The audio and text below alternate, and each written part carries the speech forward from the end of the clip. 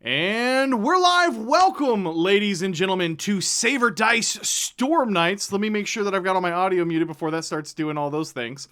My name is Cody with Taking 20, and I have some amazing, incredible, wonderful, sexy, beautiful, handsome, whatever other adjectives you want to feel free to add in here. We have David Friant of Nerdarchy. We have Jacob BUDZ of XP to level 3. And we also have Jeremy with Black Magic Craft joining us here. And our game master is the one and only Daryl Hayhurst from Ulysses North America himself. And I'm just now realizing that David and Jacob, you guys are all mixed up. I don't know. Me and Dave are in the. I saw the beard. It must have been me seeing the beard and being like, yeah, that's clearly David's character. So that's how it is now. Roll with it. Go. That's a thing that's happening. So change sheets. Let's do this. We're consummate professionals here, guys. We're consummate professionals. No big deal. So real quick before we jump into the game, because we've got some really exciting, incredible system here for Torg. Daryl has been filling us all in and all the lore and incredible things. You guys will get to hear bits of that as well. But first, we have an absolute dynamite giveaway. So Ulysses North America has agreed to give us 3 of their ultimate cargo boxes, which is absolutely insane and everything that you could possibly want to play in your own game of Torg for you and your friends. And just to show you guys, let me just to show you guys how big this thing is. You are going to be getting... Whoa! We're going to be giving away 3 of these ultimate cargo kits. So we're going to throw a link down in the description after this video has rendered and up on YouTube. And we're going to be sharing this throughout the stream here on YouTube and live on Twitch. Hey, Cody, how heavy is that thing? It looks like it's got some heft to it. Honest to God, I think it's probably like 25 pounds, maybe more. It's maybe more. It's pretty freaking heavy. It's 25. So, we know. I heard at I was the close. office. I was close. I heard at the office for Ulysses when they had rodent infestations, they used them to drop on them to get rid of them. They were useful tools. we're gonna be posting up those links down in the description below and throughout the chat. So guys, please go enter into that competition. We're gonna run that thing for 2 weeks, and we're giving away 3 of those things. So no reason not to enter.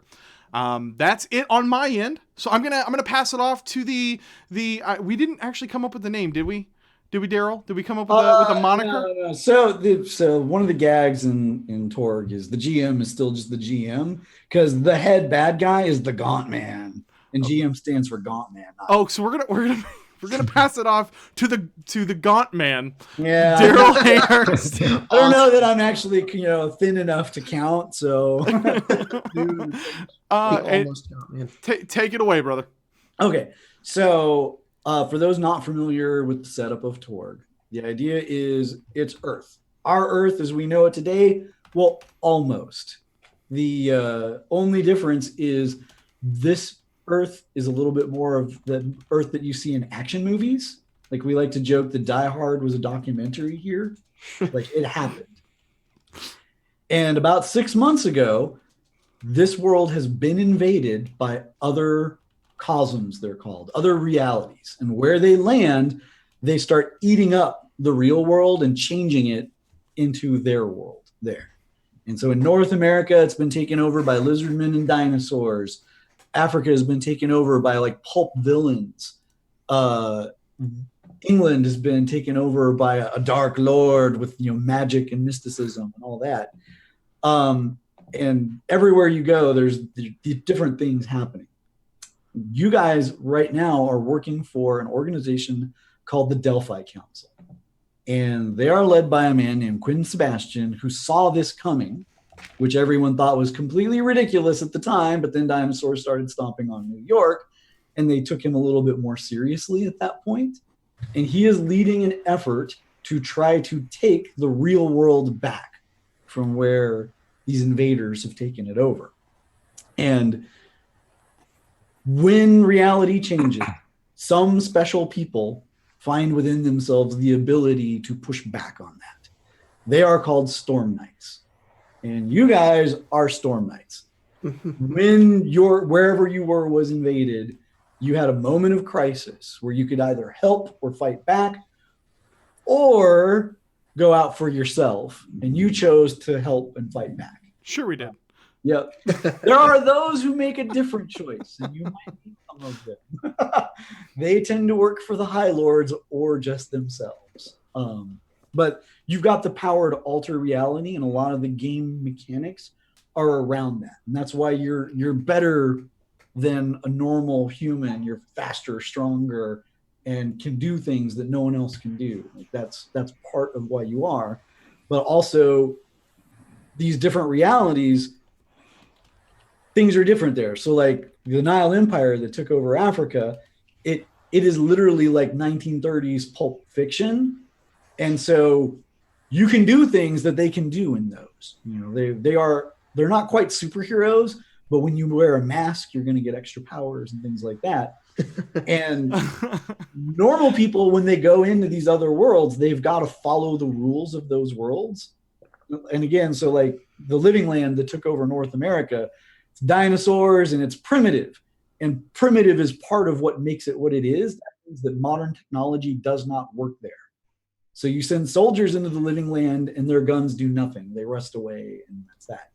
You guys as Storm Knights, your guns work there, right? Because you can push back on reality and say, no, guns are a thing. I know how gunpowder works. Like this is going to happen. And that makes you guys extremely vital to the effort to fight back. You've all been kind of gathered up by the Delphi Council from your wherever you were fighting alone and unsupported, and they've put you together in a team of Storm Knights. And right now, you guys are in Europe, in Budapest specifically. And this is one of the areas that hasn't been taken over by other realities. You're in Core Earth, and you've been all brought into a meeting with the representative here in Budapest. He runs an antique shop, and he wears a very loud Hawaiian shirt. His name is Omar, and Omar is like, welcome friends, come into my shop. And there's racks of like strange things, and some of them glow, and it's really weird. I'm gonna leave it to you guys whether you've ever worked together before or whether like this is a brand new team that's being formed. What do you guys think? Y'all want to be best friends? No.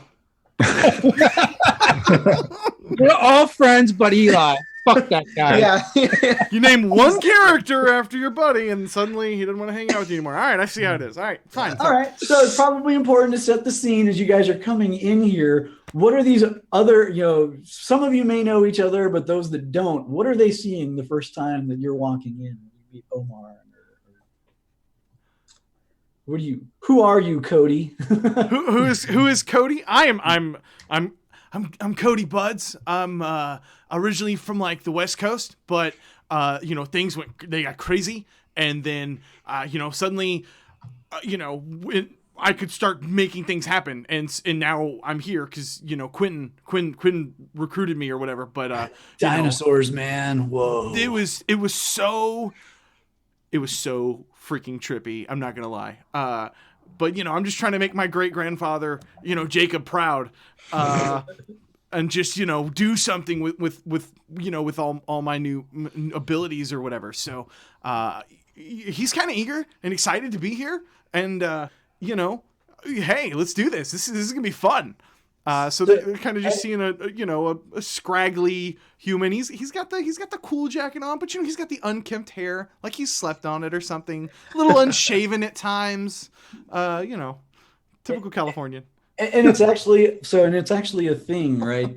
That hope is one of the weapons that can be used against the invasion. Like as people lose hope, the energy gets drained out of them, and that's what the invaders thrive on. That's what they consume.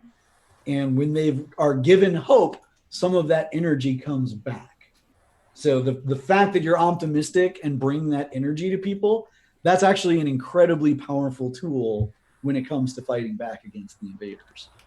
Yeah, man. Never give up, never surrender. This is one of my favorite movies. Well, on my screen, Blood Tongue is next. So what's the deal with Blood Tongue?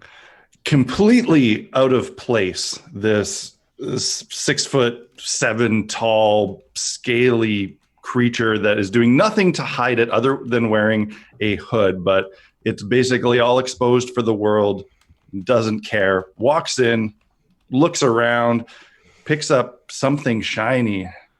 These humans, they're interested in such trivial trinkets. I do not understand, yet I feel so inclined to help them.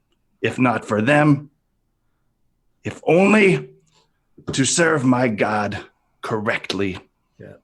The goddess Lanala. I will humor these humans and watch them as they go about their bizarre business with their bizarre things. If I can bring order back to this world, if that means order back to mine. Awesome. So in Blood Tongue, you actually come from North America like CODY does. So it is possible you guys met during the invasion. It's also very likely you came over on the plane together. The seats were very uncomfortable. Yeah, they're definitely not made for dinos. Yeah, I thought it was fine, man. And besides, dude, what you're holding, that's a Game Boy X18, man. That was so cool when I was a kid. I can't believe you found one still intact. That's awesome. It looks like a brick. I spent so much time playing Pokemon Gen 39 on that. It was fantastic. Yeah, and Blood Tongue, what you would call that is a dead thing. Like if it was never alive, like bones are cool, right? Because they were once attached to living things. Like that's totally that's fine. But like a Game Boy, like metal armor and stuff like that, those are dead things. There was never life in them, and the goddess Lanala has no use for junk like that. This serves no purpose. No, you look, you like collected monsters. It was super cool. You had Salamanchu, and then the ice one. I kind of forgot him, but dude, it was super fun. Everybody played it. I'm so happy when Sony bought out Nintendo eventually. It made it so much better. If you want to collect monsters, you go out and you hunt and you kill and you eat, and then the eating gives you life. No, you didn't eat them. You battled them, man. They would do like charge attack. It was super fun. Did you just say you're glad Sony bought out Nintendo? You are no grandson of mine. Yeah, and so while they're talking about monsters, that's probably a good time for Eli to step in because these guys. He's kind of watching from a distance. This relatively tall, human-looking guy. He's got a giant scar across his face, a hat, a white goatee, and this long yellow trench coat. There's this massive gun on his back, and he's very finely dressed for the profession that he's about to go into, but he's kind of looking around and eyeballing the rest of the room. And he looks at the two of you and he says, "Are you going to keep gabbering all day, or are we going to get along with this?" No, we're not. Hey, what's up? I'm CODY. This is my friend Blood Tongue. Do you like stick out your hand? Yeah. He doesn't shake it. He just looks down and he says, "Kid, what do you even do?" Things now. I mean, it's kind of hard to describe, really, but Quinn said, "Do you know how to shoot?" Yeah, I mean, I use guns. I used to play video games with guns all the time, and then I suddenly got all these powers, and it was like kind of easy. And it was just like a video game, really. War is nothing like video games. And get that out of your head. There's death, and where I come from, it's the worst thing you could possibly see. And he just stares you in the eyes, just like this like solemn look, like straight into your soul. Just he's giving him the look back, like, all right, man. It's like the 1,000-yard stare. Where Eli comes from, like it's the place where the horrible monsters won already. Like in that reality, he comes from a realm of horror, and when you go there, which I'm sure we will have time to get you guys there to Aurora. Just like I mentioned in the Nile Empire, you're more like superheroes. There, you're more like victims. He'll look over at Blood Tongue and he'll say, "So, what are you, some sort of traitor?" I deal in one thing and one thing only: life and death. Is that why you got a big old spear on your back?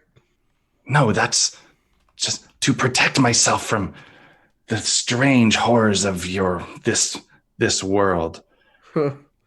Well, it's easier to stop fearing a thing once you have the power to destroy it.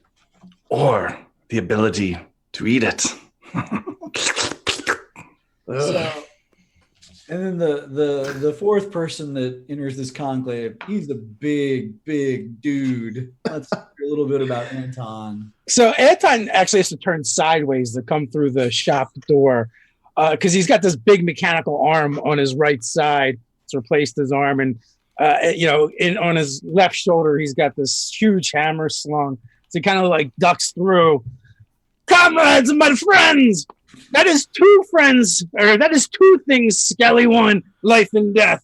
Greetings, Omar. It has been so long since I've seen you last. Anton, live. I am very surprised. Whoa.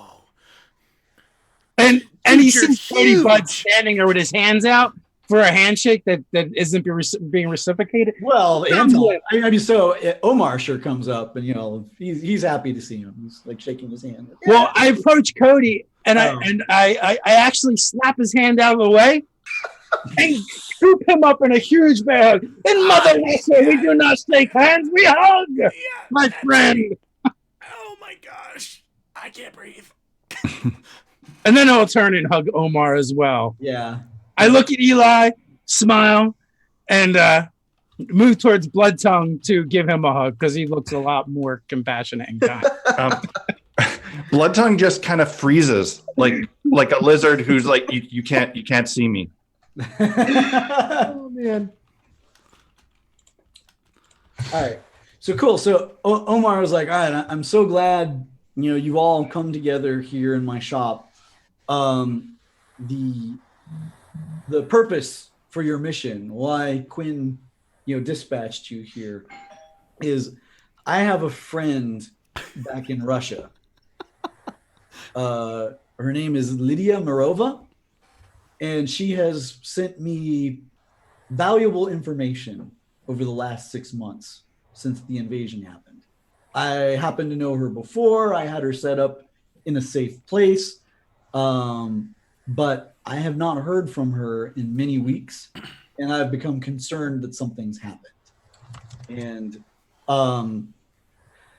though, as you know, we have allies in Russia, the situation there is complicated. 6 months ago, and I'll go ahead and describe this, out of character, because this is something that you guys would basically know. 6 months ago, these Maelstrom bridges landed in different places and different realities took over. In Moscow, the Maelstrom Bridge of Tharkold landed.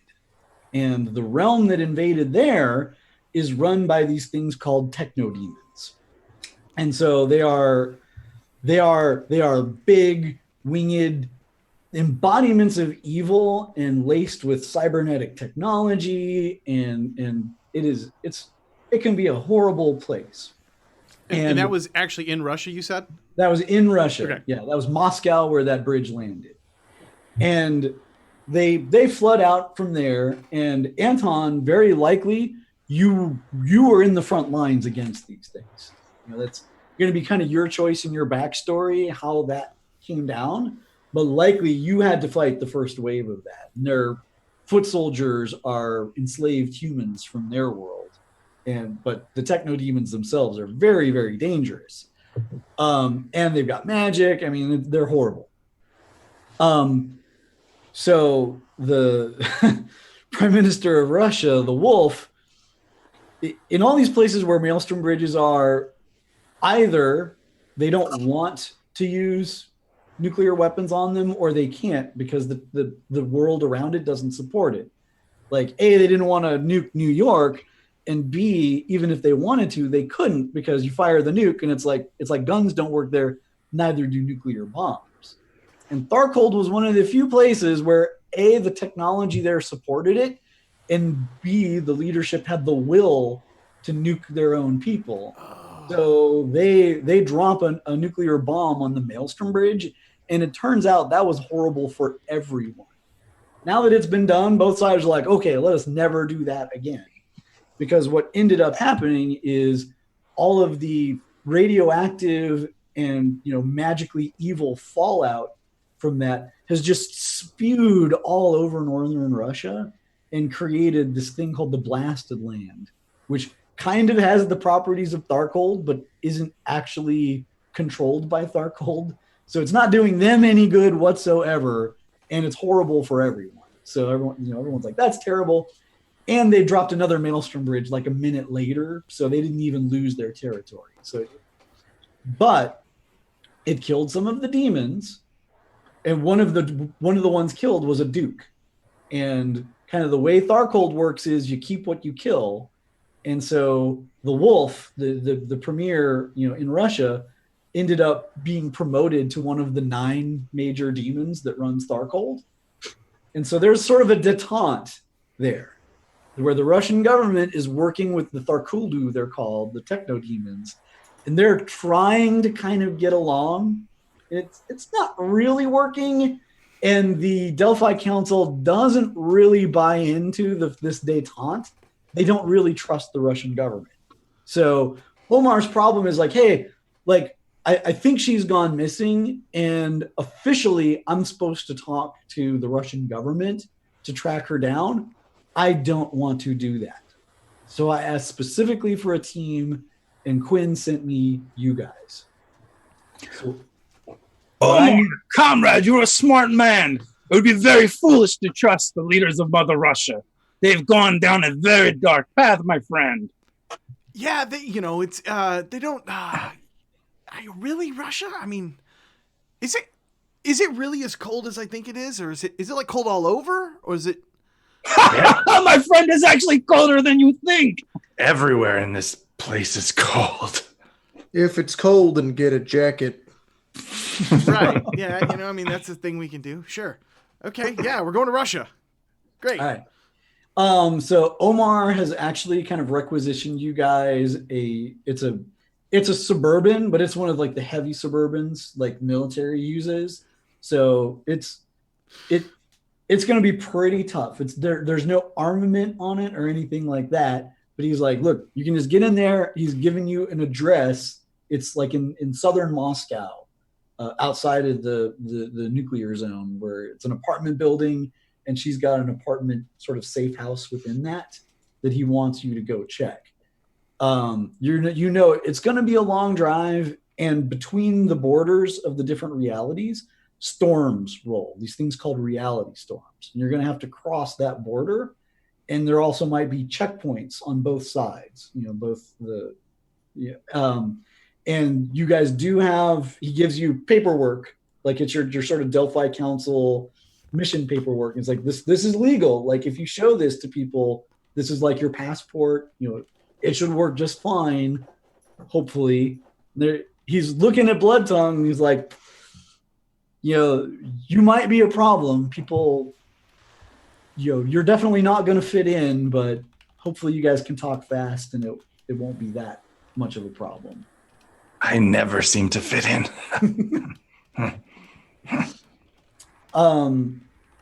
So before you guys take off, let's give you guys your destiny cards. So at the beginning of a session, you get a hand of cards, and we'll talk about game mechanics for everyone like as we go. But one of the things that every Storm Knight has that makes them special is this hand of cards, and there will be ways to get more as you go. Well, let's start with CODY.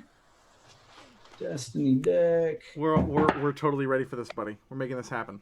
Oh, you guys want some fun fact? My doorbell just rang.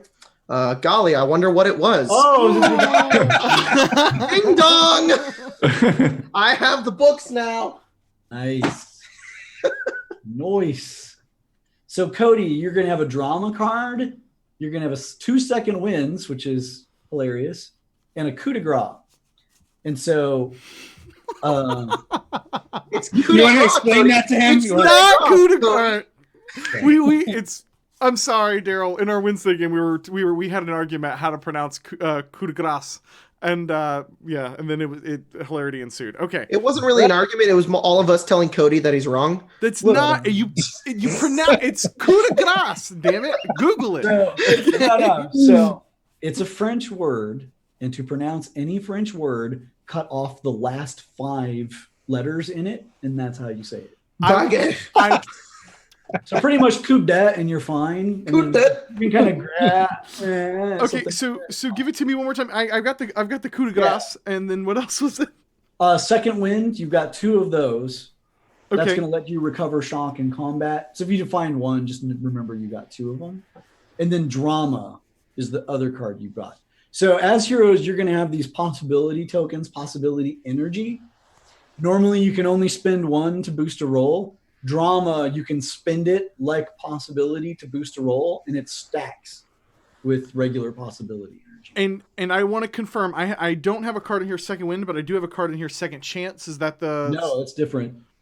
Okie dokie. I will continue. Second wind. No problem. Second wind basically gives you back 5 shock if you can't find it. Okay. All right, Blood Tongue. Let's see what you got. Nice. All right, you've got an opponent fails, which basically you play when someone does something that directly contests you, and their roll is going to be worse than yours. You've got adrenaline, which is a flat +3 bonus to doing something physical. You've got a rally card, which does a ton. I'm going to let you find that one and look at it. And then you've got a hero card, which is actually exactly like a drama card, but named different, so it stacks with drama, which could be important. By the way, the art on these is like super freaking cool. If it'll focus, they look so awesome. Like Thank you. the cards are freaking dope. We've got some amazing artists that work on the game. And for the record, for those of you viewing who are kind of wondering what's going on with the cards, this is us kind of doing a workaround to actually have these cards so that we can each have our own copies of them. If you're playing at a table, I believe it would just be one deck. Yeah, it'd be it would just random, be and one you would deck just draw that a I'd be card. doing it. And that's why I've got a table that's kind of keeping them distinct, and then they're grabbing the copies from there. So this is our little Saber Dice workaround live. Yeah. As So- we're shuffling through. Are my 4 in the chat here is They are. Yep. Alertness, coup de grace, action.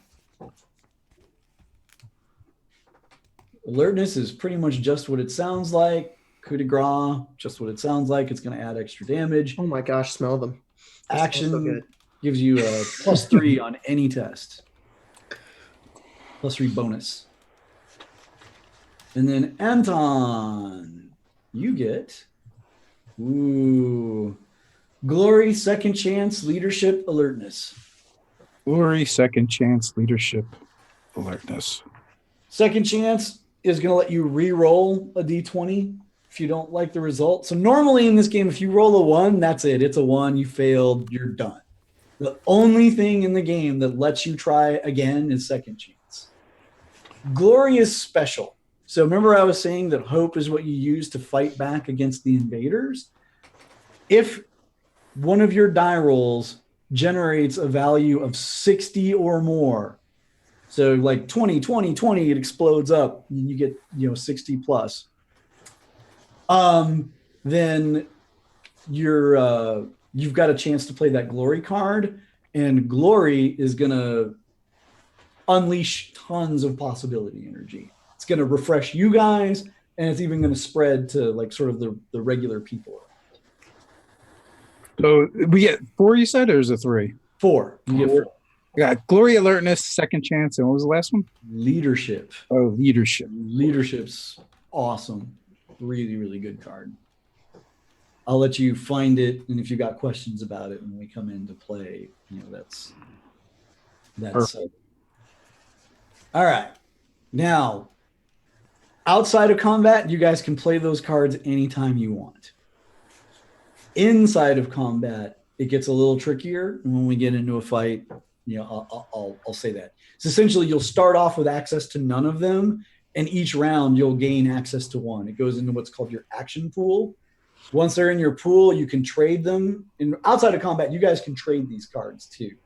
You can be like, oh man, I'm never going to use this, but you might. So you can switch. You can't give them, but you may trade them. Okay. Do I have any cards, Dale? What's that? Do I have any cards?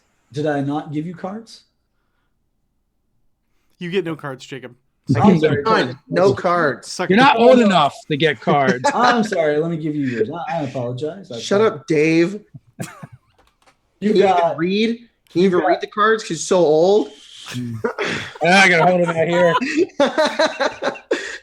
You've got willpower, opponent fails, glory, and maelstrom. Oh my goodness. Say that again. Willpower, Yep. and they're in the window.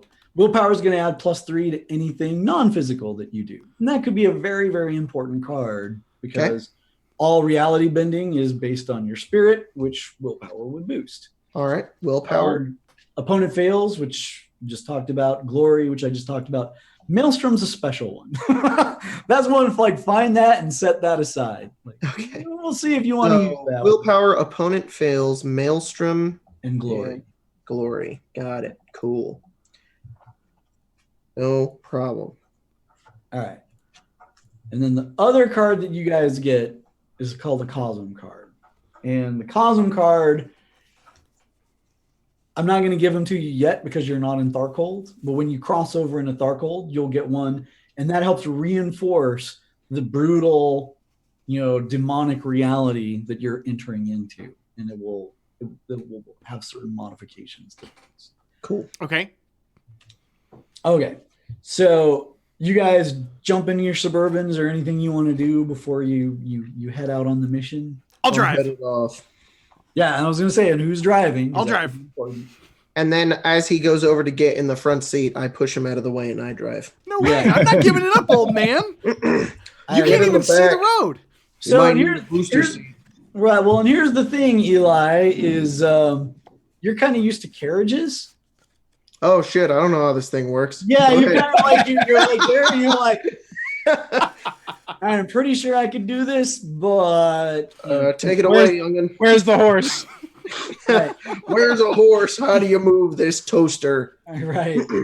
And one of the things that's going to come up as we go is this concept of disconnection. Like right now, you guys are all sort of seated in your own reality, right?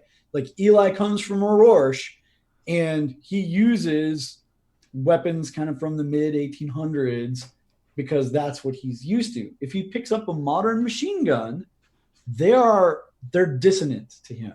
He can use them because he's a storm knight, but the farther you go outside your envelope, the more there's a chance that on certain die rolls, basically a 1 on the D20 when we do stuff, that it's going to pull you out of your reality completely.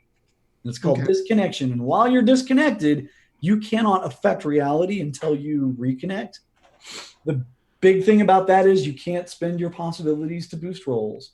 You also can't spend them to reduce damage, which means you're going to die. Like if you disconnect in combat, take cover because otherwise you are going to get creamed. So this old guy shows up from another reality, Yep. and he's got a big elephant gun.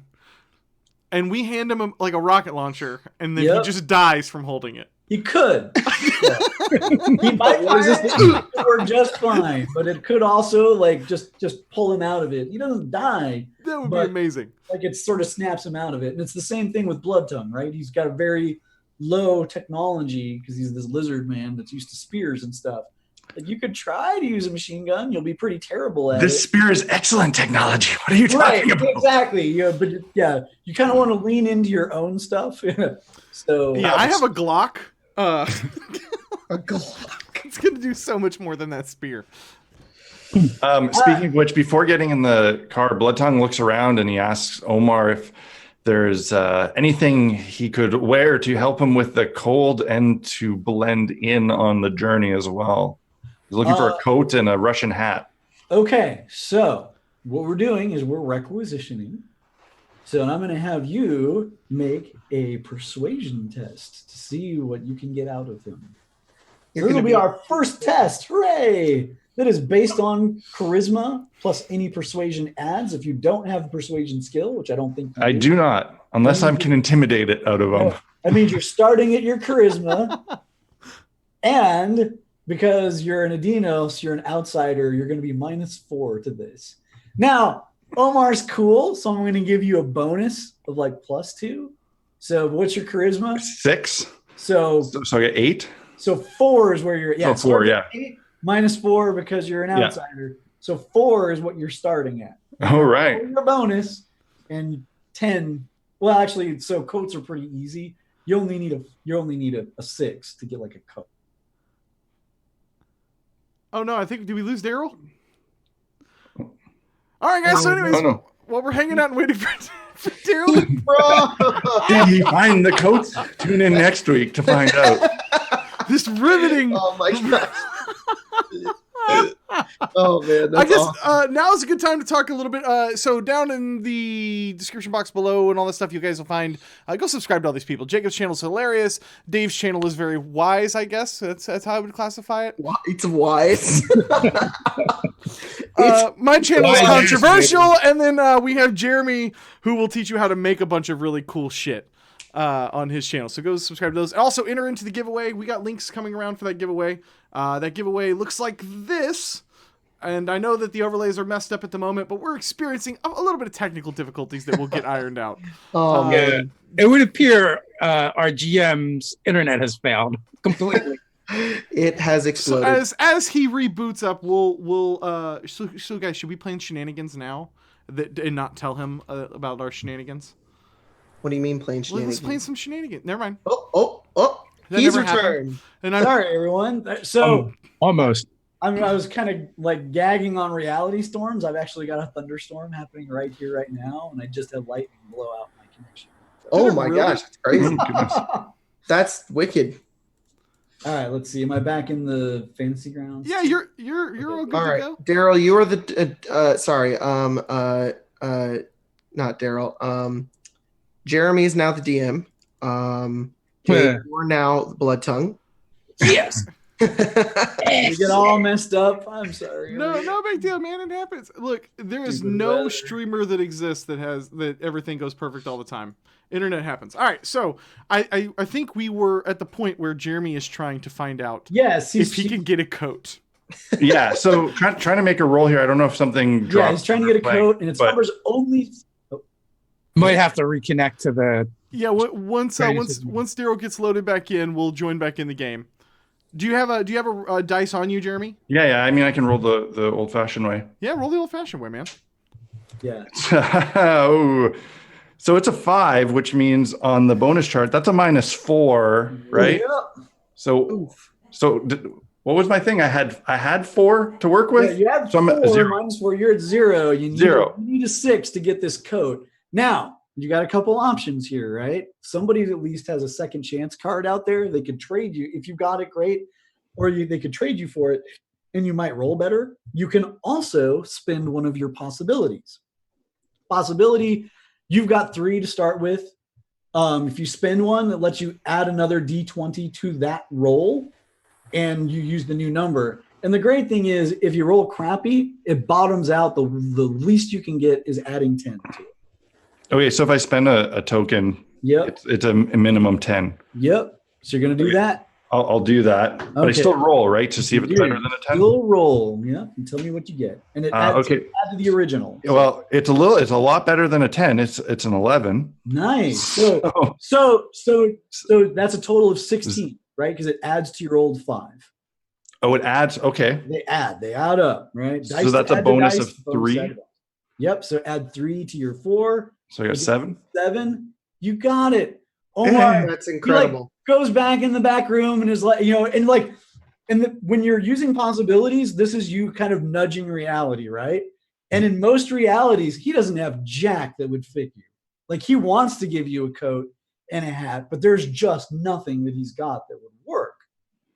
But you kind of nudge your reality a little bit. And in this one, he's like, wait, I do have something. Goes back, and this coat is literally built for someone Anton's size. I mean, it's ridiculously huge, but that means you can actually kind of fit in it, and your tail Hide my tail. Yeah, and it's got the huge hat with the the flaps that come down, and so You're like a lizard. I am Russian. That's like one of those scenes from the movies where they're like wheeling somebody in the baby cart, and then they look in, and it's like a little demon or Right, something like yeah, that. He just looks like E.T. when he's wearing the trench coat. it is Awesome. Yeah, Omar. Dude, you got another one back there for me, bro? All right, so go ahead and roll your persuasion. It's only target 6. Okay, so I've got a +1. Yeah. So I've got, okay. So I'm Yeah. gonna roll this bad boy. So you start with I swear to God, I don't know what it is with this fucking show. I rolled a natural 1. Nice. Okay, man. so the bright side is you're not trying to do something that does not compute. So you're not gonna disconnect from that roll. But but you like do that, and Omar looks a little bit embarrassed. He's like, "It's an antique store, not a coat shop. I kind of thought they would have provided you with coats. I'm sorry." It's cool, bro. I'll just freeze. It's fine. Yeah. And again, it's you might not want to blow your second chance on a coat. On getting coats, I'll you find can. one. Like, Can I? swap out or You whatever. said I could choose realities, different. So can I not choose a different reality where I get a coat? So when you get a 1, nothing adds to it. So in this one, like he just doesn't have a coat. The only thing that will There's no change other reality where I'm warm. All right. right. The only thing that will It change will that, always be cold. there's that second chance card. If you can Nope. trade someone for it, you don't have it, but if you want, someone can trade you for it. That would give you the reroll and open. It's thing. cool. I'll survive. Will you? It's pretty cool. Well, I've got a Suburban. It has a heater. I'll just Right. I see I'll hang out Blood inside. Tongue, And and you do have a coat. I'm sure it'll be fine. I see Blood Tongue come out with a Ushanka hat. And I'm like, are we going in disguises? Well, maybe just me. No, my friend, that is the height of fashion in Russia. He will fit in. They will love his hat. That's Blood probably Tongue a good undoes idea. the ribbons on the top and he pulls the flaps right down and ties them up and pops his collar and gets in this strange metal box and tries to get comfortable in the seat while sitting on a tail. Yeah. I think I'll blend in just fine then, and I'll go back into the car. Yeah, I mean- Beautiful, my friend. You remind me of my favorite squirrel. I think the Fantasy Grounds is back up. I believe. Welcome to the show, Daryl.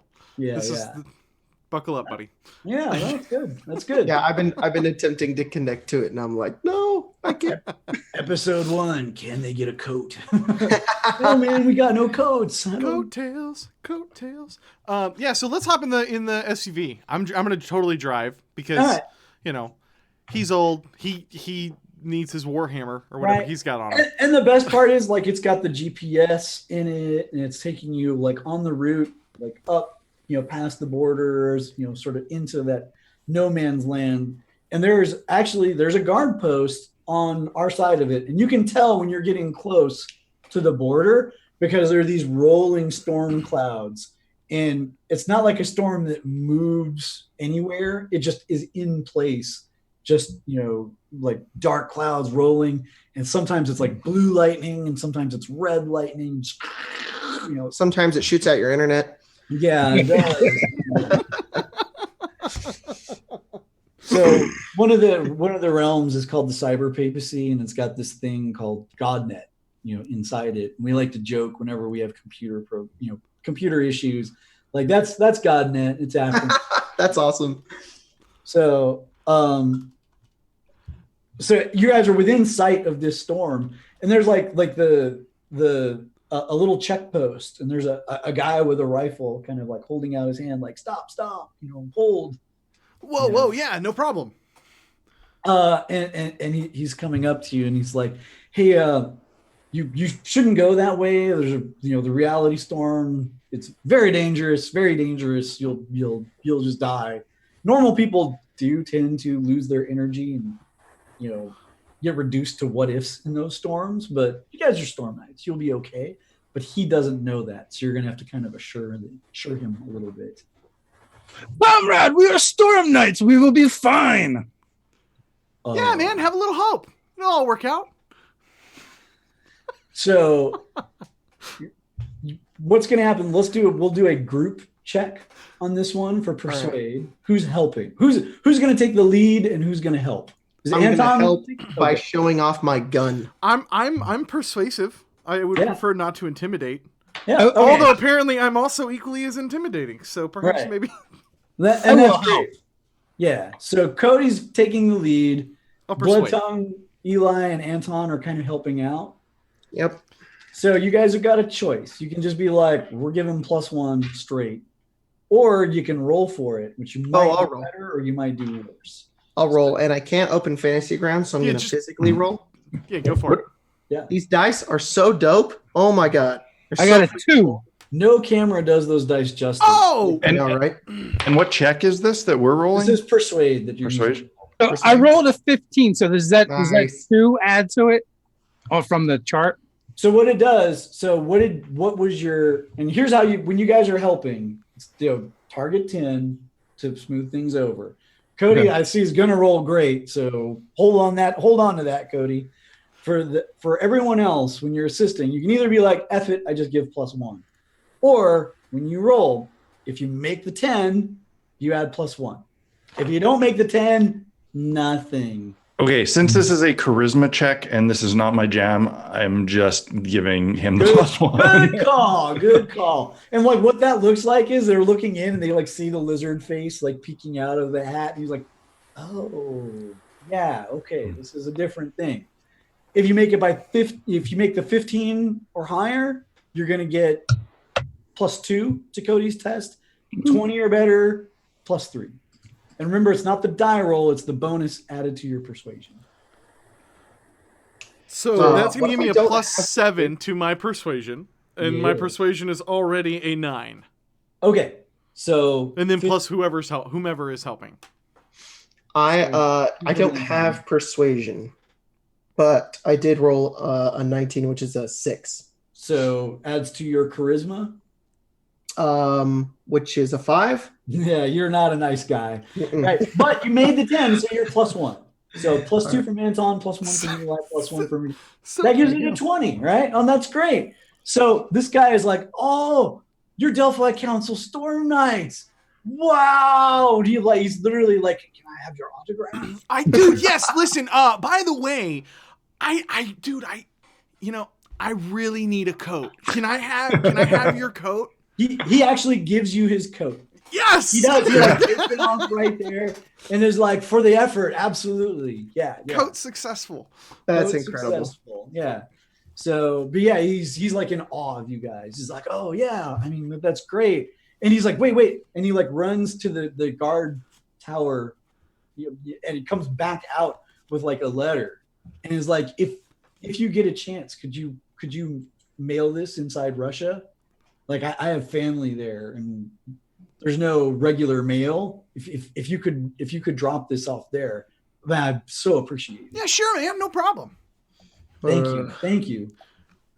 And I'm gonna hand this back to the Russian dude because he'll probably know where the mailbox is, right? Because you can't read it. Yeah, he's just like, I'm I don't know, it's fun. I'm When skillful, you sir. hand it back, Eli will look forward and said, "We're on a mission. We have time to do it, then we'll do it." Dude, don't if worry about not- it. We'll totally mail your letter. It's fine. I understand. Thanks. It is all good, comrade. You are the real hero here. Wow, thanks. So you've definitely made his day. And you guys, rev up the engine and go charging off into this reality storm. Now, reality storms, as you enter it, like you can all feel like your hackles rising and that charge, like the static charge is in the air. And the storm knights can feel, normal people not so much. But as you're driving through, like when a bolt of lightning flashes, in the flash, you see like buildings, and then when the flash is gone, they're not there. Or there's like puddles for the water, and when you look at some of them, your truck and you look different in the reflection of those as you're driving by. It's like, like sometimes there's rocks there and then they'll disappear, and it's really weird here. Like inside of Reality Storm is a messed up place, and it can affect you. It can drain your energy or worse, but there's also a possibility that you can draw energy from this. So if I didn't say this before, Cody starts with 4 possibilities. That's one of his powers as a core Earthstorm Knight, is he starts with 4 instead of 3. Anton, you start with 3. Eli, you start with 3. Blood Tongue, you started with 3, but you spent 1, so you've got 2 left now. That's these tokens. It was Correct. worth it. Correct. Yeah, just token. Yeah, exactly. It totally was. Those are what you'll use to boost rolls or soak damage as we go. And there's lots of ways that you can get more. First, we're going to have you guys weather the storm. So in the reality storm, you guys are all going to make a reality test. And the target on this one is 14. And that's based on the zones that you're going into or whatever. So everyone find your reality. It's going to be spirit plus adds. You will all have a reality skill because you're storm knights. Okay, so I have a And normal we 12. add the 11. Or we add our value. Yeah. Right. You start with the value, then generate the bonus with the D20. So after rolling a 3, Mhm. that is going to give me a -6. Yeah. So it's going to take me from 12 down to 6. Yep. Uh-oh. So right now that is a fail. Okay, so I think Blood Tongue's doing all right. My value is a 12. Rolled an 8, giving me -2, which Is puts it me at 10. But you need a 14 for this. Oh, was a 14? Hard. Yep. I also Stop smiling so much, Daryl. Yeah. Well, like the voice of the guard echoes in your mind. Don't go in there. It's really dangerous. And what is the name of this skill? It's reality. I don't see a reality. It's under other. Yeah, it'll be under other. Okay. Oh, gotcha. Every Storm Knight has at least one rank in reality. Ooh, that's an 18 on the die. Oh, nice. +5. +5. And I've got a 9, so that's a 14. 14. Welcome home, Anton. You love it. This is great. Now, this is where people might want to spend possibilities to boost it. You might also spend cards, like willpower would add to this. Action would add to this. Second chance would let you try again. Kind of up to you guys. And so in our experience, we would know this is a thing we didn't want to fail. So basically it will drain energy. Okay. Fail. Oh, and even transform you. So I have this hero card. Is that basically the same as a token? Yes. Is there any mechanical reason to use this versus a token? The only difference is they stack, right? So you could spend the token and then spend the hero card in addition and keep rolling dice to add on. Or you could just keep them and be like, all right, I'm going to lose some energy anyway. Screw it. I'll just lose a possibility. I got an 11, which is a 0 to my reality value, which is 11. Yep. So can I spend a possibility token to re-roll, or is it just to succeed? So it's a possibility doesn't re-roll, it adds. Oh, it adds. So what does it add? And add it to the 11. Oh, so roll another dice? But if I were you, so 3 off, being 3 off is kind of a magic number, right? There's an action card out there and there's a willpower card out there. Both of them will give you +3. If you don't have them, I would recommend strongly trading for them. I will use my willpower card then. Oh, there you go. Willpower's perfect. Yep. Willpower's perfect. So yeah, you're like feeling the crackle or whatever, and Eli's like, nope, boom, like digs in. He's like, awesome. I'm fine. I'm gonna be fine. I'm gonna let Cody fail this because Okay. I'm not anywhere close to like getting. So it's like Yeah. So you're sounds a bit more driving. interesting. All right. So What happens? well, here's what's really great is so you're driving and you disconnect from this storm, and you're kind of like stunned and like, "Ah!" and like the steering wheel's changing, and you see like his clothes are changing, and you look at Cody, and 1 minute like he's got a beard, and then he doesn't, and he's like, "Ah!" And the car is kind of like, "Ah!" like starting to swerve around. Is it possible to reach over him and grab the wheel? So it absolutely is. Go ahead and give me a land vehicles, Anton. This is only a difficulty 8. I'm the best driver ever. It's only a difficulty 8, but I rolled an 8, which is a -2 on my land vehicles of 9, which gives me a 7. You're off by 1. Missed by 1. You're missed by 1, so you got a choice here. Again, an action card or an adrenaline card would put you over the top. If you don't have one, you can trade for it. So we can just kind of trade, however, as long as you go 1-1. You have to go 1-1. because Blood Tongue is also still fighting this thing. in contemplating his option. So I have an adrenaline card that I could trade. There was 2 cards out there that I could use rather than one of my tokens. What were they, and does Dave have one? So second chance is one thing that you could do. Hero and dramas both spend like tokens. I do have a second chance. Okay, can I trade you the adrenaline card for the second chance card then? Sure. Perfect. This is cool. I'm really vibing this. Oh yeah, I love it.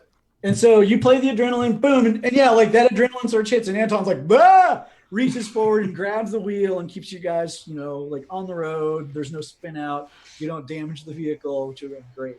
Damn it, kid. I think I'm still disconnected, buddy. I think I'm still growing beards and. Yeah, you're still like. Now you can do stuff while you're disconnected, but in this case, like it's messing you up essentially. So let's go ahead and resolve Blood Tongue. So the second chance, immediately reattempt any action. So is this going to replace my roll rather than add to it? Like yes. So okay. Was your roll decent or terrible? It was a 10 total, like at the end of it. Yeah, second chance is probably not the best for that. Hero or drama or that, or just spend a chip.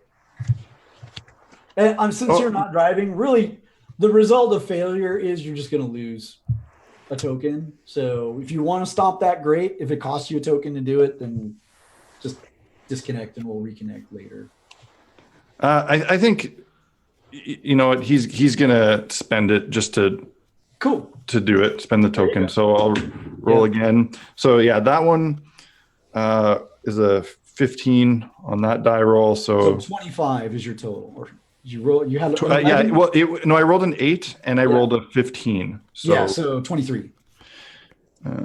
So that makes it a +8. So yeah, that. Well, and actually, this matters, right? So what was your total there? 20 is the final total. So you got a good result, and the great thing about a good result is that lets you pull energy from the storm. So you spend an energy to make this roll. Mm-hmm. You actually drew 1 energy back from the storm itself. Nice. So you end up even up. So I get 1 token back. Yeah, you spend 1, you gain 1, so you're basically even up. You're like, okay. Oh my god. You've been watching too much Miniac, Jeremy. And so Cody, you're basically we're just gonna we're gonna simplify. We could do a bunch of reconnection rolls. I'm just gonna say, hey, look, you lose 1 possibility from the storm, you reconnect, and we'll move on. Whoa. Okay, man. Yeah. Woo. Yeah. And if you guys disconnect in combat, it's a free roll at the beginning of each round. You're gonna roll that reality. The difficulties varies depending on where you're at. Here it's 14. So that's where that willpower card comes in super handy, because remember, while you're disconnected, you can't actually spend possibilities, so it can take forever to reconnect in combat. All right, so you get through the storm, and then on the other side of the storm, there's a Russian checkpoint. And they look really surprised to see somebody driving through this highway that's sometimes there, sometimes not there, pavement, then dirt, then pavement again. You guys come driving out, and they've got guns up, and they're just like, "Wah." All right, what's the plan? Are we just telling them who we are? Or are we trying to make our way through? Yes, you guys are technically allies. So yeah, that's an option. Okay, we're fine then. No, I wasn't sure. Yeah, this will be fine. I mean, we got a Russian dude back there. We got something to mail. It's fine. I mean, Okay. Besides, what we did just now was totally badass. Watch these guys be impressed. They're a little bit that's not something you see ever. Okay. As I kind of pull up to the checkpoint, I'm gonna give out the hand out the window, wave, and then the honks. So there are 3 guys with guns pointed at the car, and then one of them comes up and is papers. Yeah, man. No problem. Here, comrades. Yeah, so there isn't even a check here. He looks at the papers and is oh, hands them back to you. A little thing ding up, and they're all just staring at you guys. Hey, give them the thumbs up as we go by out the window. Hey, by the way, dude, where's the nearest post office? he gives you some like ridiculous number. It's like 60 miles away. This is Europe, so everything would be meters. So Cody's like, I don't even know what that means. What is that in feet? What is that in yards? What is that in American? I wonder what that is. It's always been a problem with your family there, Cody. Yeah, my great grandfather wasn't very good at With yards. inside story. So sorry, guys. Jacob asked a guy to convert yards to feet last week because he said that wasn't American. It was a lot worse than that. I was like, all right, so I'm American. What is that in feet? And they were like, yards are used in the U.S. And I was like, oh, fucking this. But the part of California where you live in is like another country, so It just Basically. continues to haunt you, Jacob. I know. And for those fans out there, Torg does use all metric, like it's all meters and kilometers. And As a even Canadian, I appreciated that. No. Even though I can't visualize shit in meters and I only know feet. Because I'm Canadian and we only pretend to use metric. Okay, so if you guys want to take a stop off for a mailbox, you absolutely do. That's no problem. Drop it in. I mean, the guy gave me a coat. I think the least I can do is mail off a letter to his sweet grandma in Estonia or wherever. Like, Great. What if he his was so grandma friendly versus too. I? So as you're driving north through Russia, it's pretty dreary here, and you guys have also you felt like as you crossed over through the storm, you feel that change in reality. And one of the things is Darkold's got some different rules from Core Earth. The technology level is better here. So like Anton, you have a high-tech hammer weapon that you use. You have that chance of disconnecting if you use it back in Core Earth. Here, it's great. You love it here. Same with you've got actually like the cybernetics from the Tharkoldu in you. Those don't cause a conflict here. Eli, you don't really have anything that conflicts here. It supports your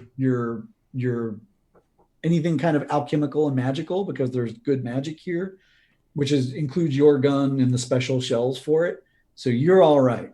All right. Cody, you're all right. Like everything that you do is technologically and socially supported here. sweet. Blood Tongue, you got a problem. So I have a stick. right, the stick works just fine. Tech is fine. Tech supports sticks, no problem. But what is a problem here is you have miracles, right? You hear the words of the goddess, and when you pray to her, things happen. And that is still true, but in Darkhold, there is very little spirituality. This is a realm run by demons. It is kind of anti-religious in many ways. So you kind of got to push against that when you go to cast miracles or do something like that. And if you get the one on those, you will disconnect. So just be advised. Like that's the only way that it really affects you power-wise. The other way that it affects you guys is there are world laws in effect. And again, as Storm Knights, you can feel the difference here. So in Darkhold, there are the world laws. There's the law of domination. So Darkhold, though socially it's very advanced, like normally there's these axioms: technological, sociological, magical, and spiritual. Social living land's very primitive, right? It's like pretty much it works like, I want to marry her. I hit her on the head with a club and drag her back to the cave by her hair. Like, that's kind of what they support there, right? Whereas as you get more advanced, now we've got things like democracy as a concept makes sense, And with the social axiom that Darkhold has, it should be a utopia in many ways, but it's not because it's completely ruined by these world laws. So the law of domination says that the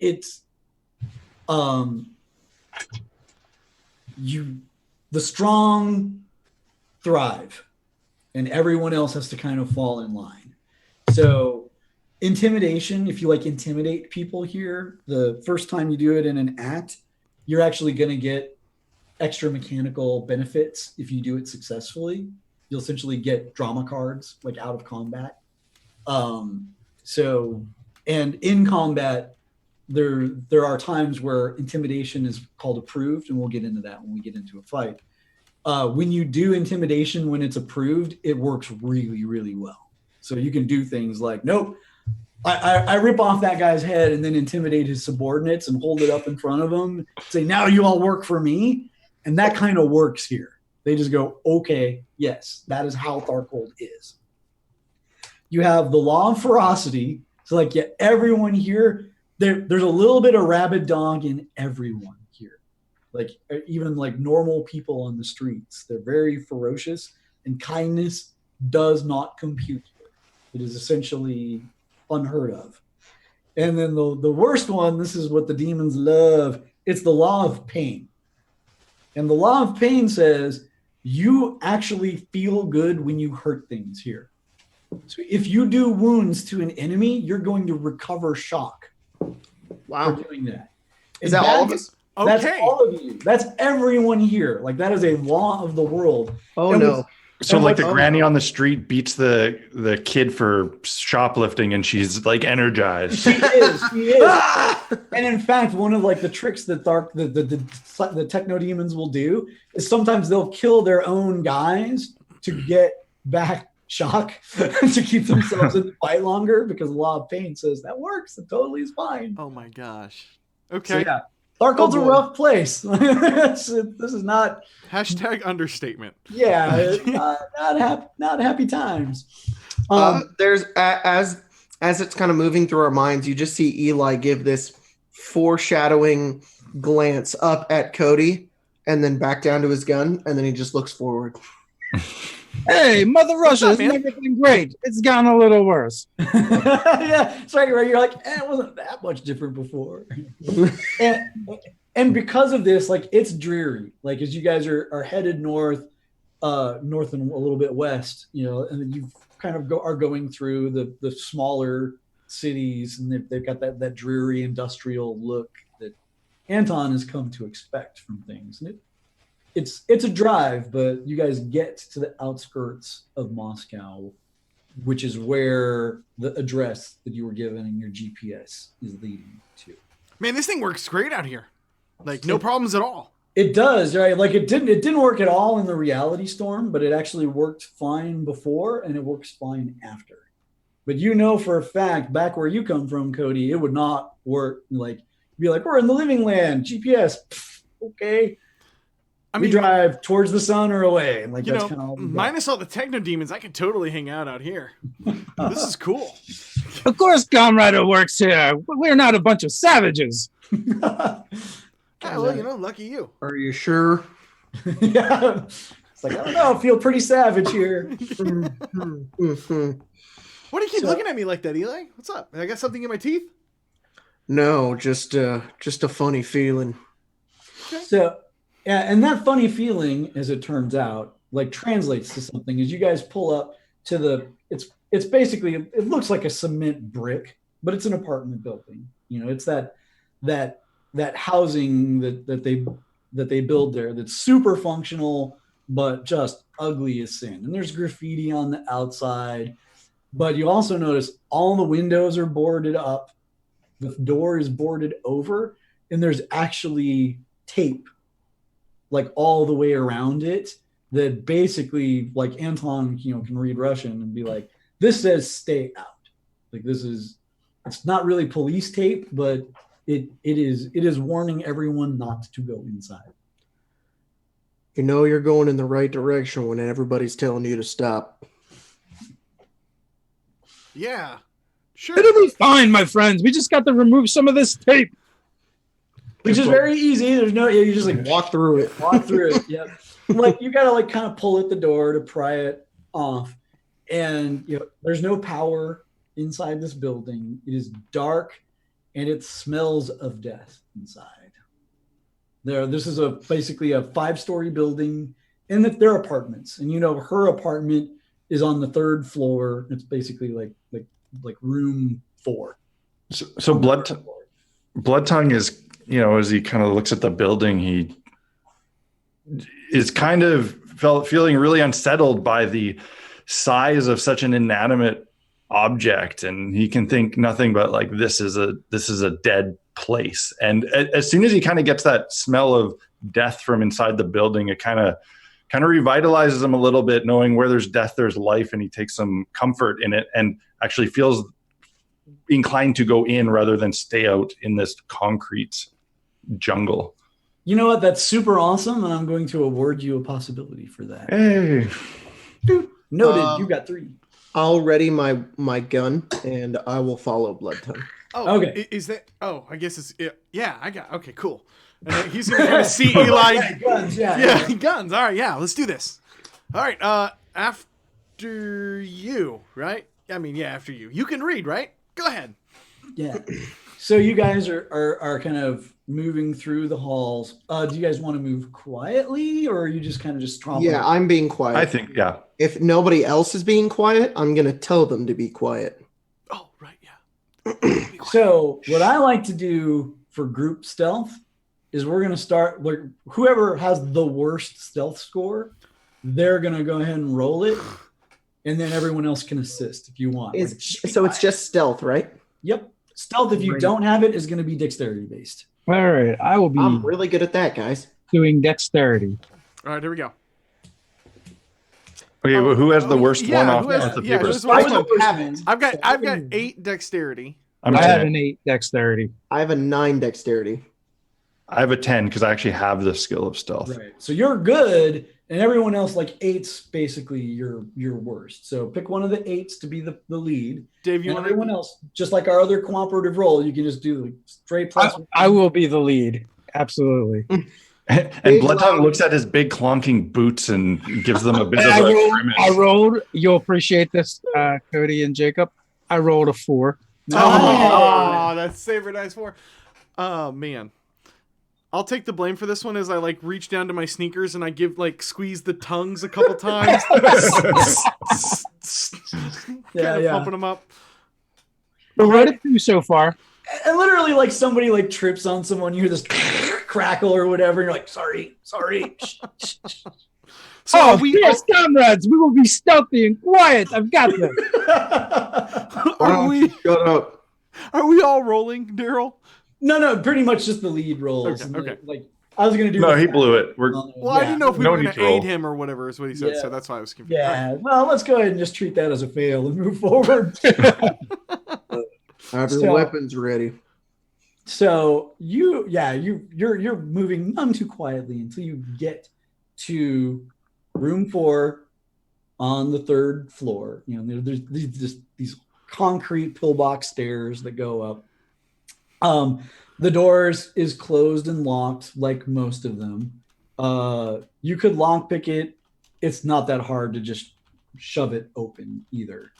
But you hear on the other side of the door, and you don't even have to test for this, you kind of hear like a scratching, like a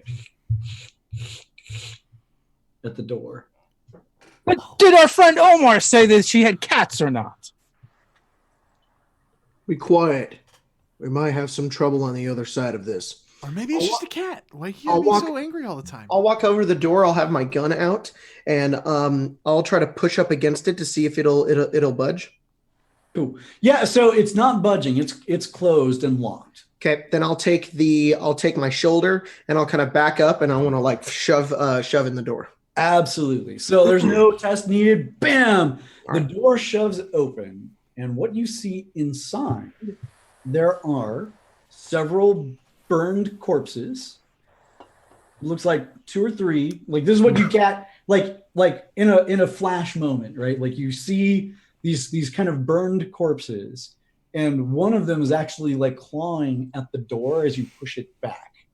And they're all kind of like lying there, and like when you push it back, they don't have a lower jaw. Instead, it's got like this tongue, this mechanical biomechanical segmented black tongue, and it like kind of lashes up when it sees you, and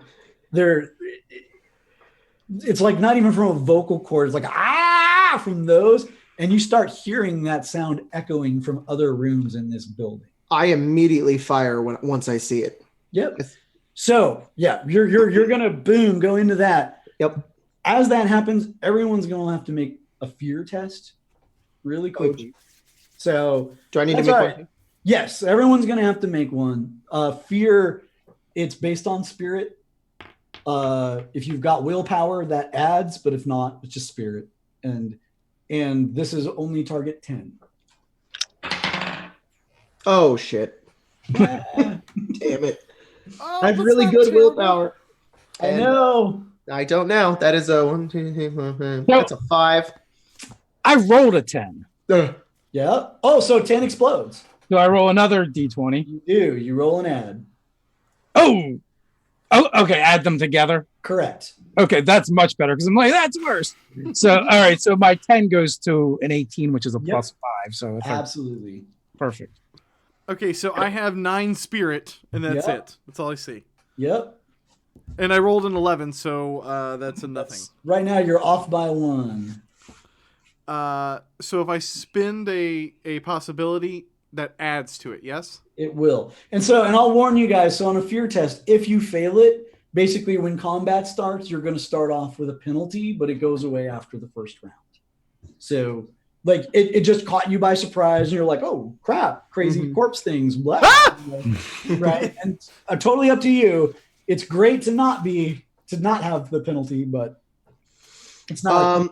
So if I use a token, what are those called again? The possibilities. Spirit, let's do it. You would spin that and then you add a d20 to your other d20. So what did you roll?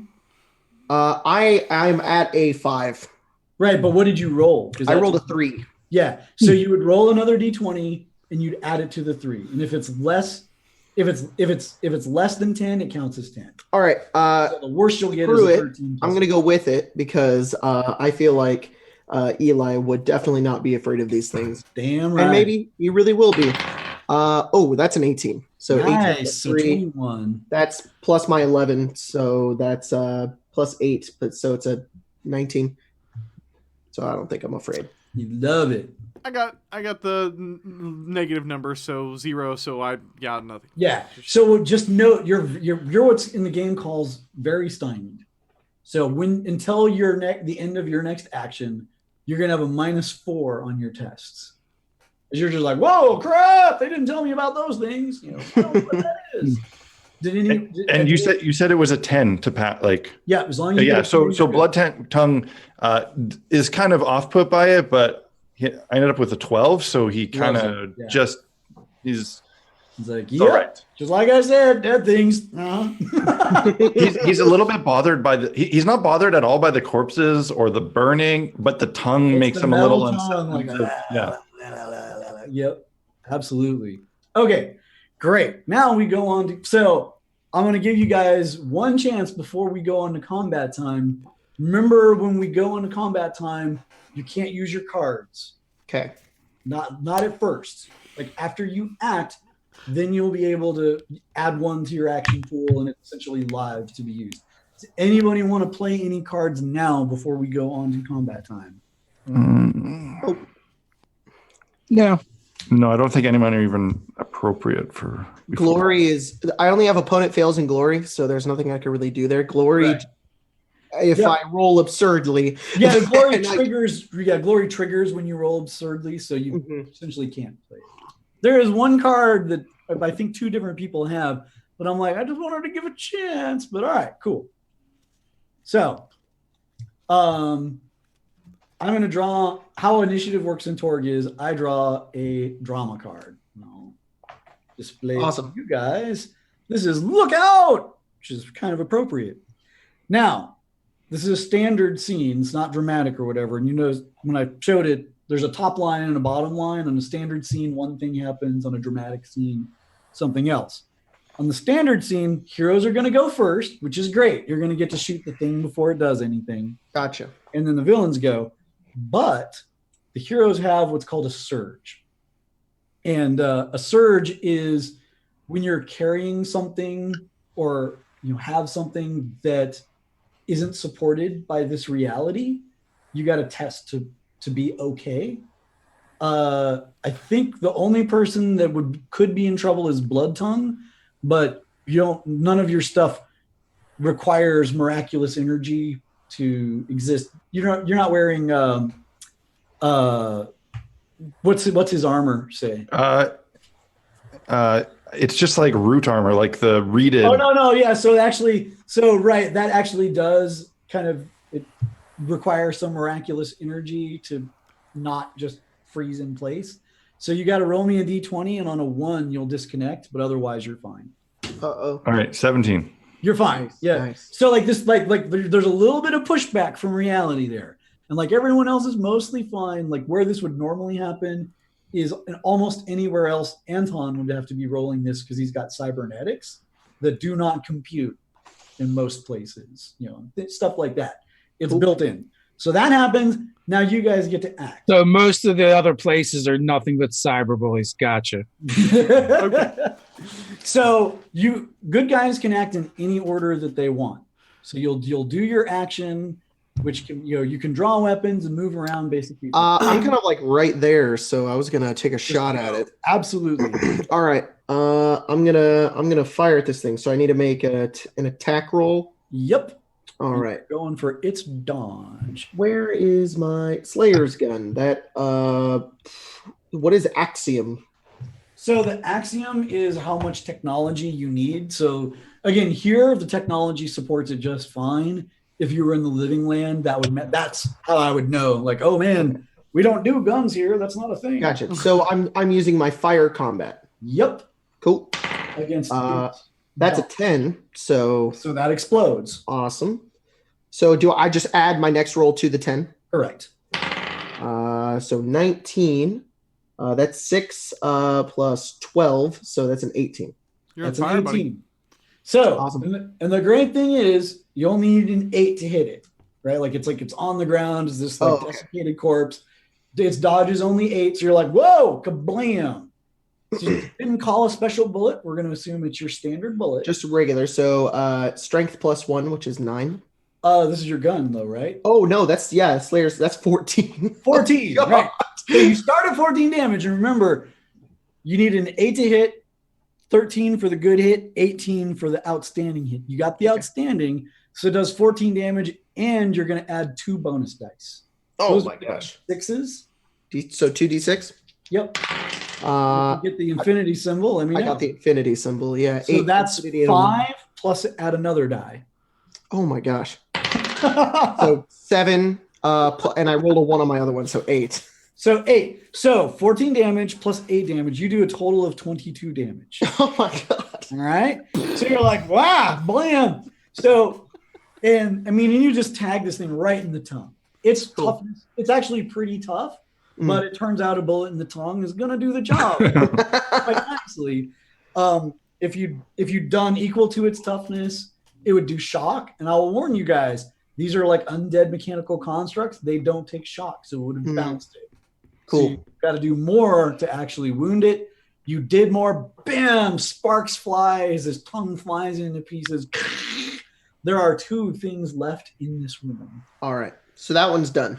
That one is done. Get the rest of them. That was Like Anton would wade in and start dropping the hammer. all right. Anton, you're just gonna hammer one like Yeah, right on the skull. right on the skull. Now you don't have to, but if you want, there's an option for aiming where you can take a -4 on your attack and generate 4 more damage. I'm not going to do that since I already rolled. Yeah, and you do a crap ton of damage, so you're probably It's going to be a 14 for melee. okay. So they're a little harder to hit in melee combat. You need an 11 to get them, up close like that. So 14, that's a hit, but not a good hit. So that's going to do your hammer's damage. That's an 18. 18 damage is plenty. So boom, you just flatten this thing. Just, Nice. bam, Nice. into the body and just crumbles to bits. Well done. There's one left in this room. You gain one whole respect. Blood Tongue, I think. I mean, Blood Tongue is having seen two of these things kind of suffer this fate. He walks in and he just takes his spear and he goes to impale the remaining one through the specific. I'm not mechanically aiming, but I'm thematically aiming at the tongue. Great, and that's great. Yeah, and like I say, and if you want to mechanically aim at the tongue, -4 +4 damage. I don't think he's that confident to do that. That's great. Kind of just going for it. Okay, so I'm rolling and it's the melee weapon value. Melee weapons, yep, and you're 11. Okay, so that's a 14 on the die, so that's a 1 plus my melee is 11. 11 hits on the nose. Okay, so then what do I do for damage? It'll say at the bottom what your spear strength +2, and it'll have a value, which is that strength +2. 11. 11. So 11 damage. So you're like, wham!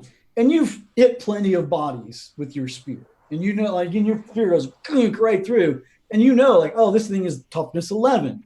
If it were a living thing that could feel pain and these wounds would matter, that would absolutely have done damage, right? That would have done shock to it. You hit its toughness. But because it's undead, you go through and you're kind of pinning it to the ground, but it's squirming. It's not really hurt. So just so you know. Okay. The other thing that you guys should be doing, like after you finish your action, that's where one of your cards now goes into your action pool and is active. It can be played immediately from that point on. So before Cody goes, if you guys will call out what card you're putting in your pool, so everybody. Okay. So then in my pool, I'm going to put the opponent fails. Great. Card. Yep. So if something goes for you, you can actually play that and just be fine. Perfect. Cody, help out Blood Tongue. Pull out my Glock. Blah, blah, blah, blah, blah, blah, So blah. before you fire, something you should know about Torg and firing into melee. And this will be like this will be fun for you and the person getting shot. That sounds like it might be me. Hold on. If there's going to be mechanical differences, I might pull out the machete, which I think would also be cool and appropriate here to lash off somebody's tongue. Yeah, so let me explain. If there's a melee combat going on and you fire ranged weapons into it, you're going to generate your hit just like normal. But if the number that you roll is even, it is hitting the target that you want. If the number that you roll is odd, it is hitting someone else. Uh-oh. Now, that the number still is generated, right? It's like, I roll a 1. Well, okay, that's odd. It's going to hit a friendly, but you missed. But a 3, like, well, let's look at the numbers. Does it hit Blood Tongue's dodge? And so on. So I'm gonna pull out the machete. Yeah. Whack. Okay. So I'm looking here. I see my axiom. I don't actually see the melee attack on this. Am I just using strength? So if you look at at your top, combat section, skills. Combat skills. I got you. So I got a 9. So let me roll. Yep. And I'm gonna get the -4, obviously. Yep, you're -4 because I'm scared. Oh, a 16, which is Nice. a +3, which is not gonna be enough. 12. So you're like, ah! And you're like you chop like fingers off or something. Like, what? But doesn't unfortunately doesn't do anything. Yeah, you're kind of hitting it, but it doesn't really do. I like trip over one of the other tongues that Eli shot off as like I'm on my way over there to hack at it with. Oh god! Oh yeah! Watch your step. Stop telling me what to do, man. Go for the We head, got not the this. fingers. No, that's great. And what cards do people put in their pool? I'm gonna Leadership. Nice. coup de grace.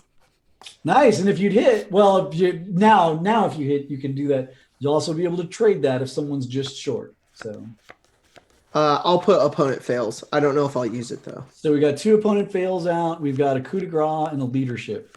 So leadership, if you read it, that is something you could trigger right now if you wanted. No.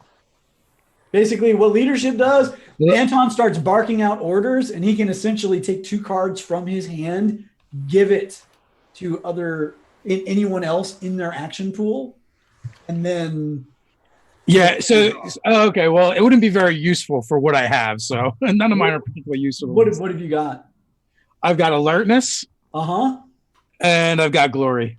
So I tell you what, you should do it.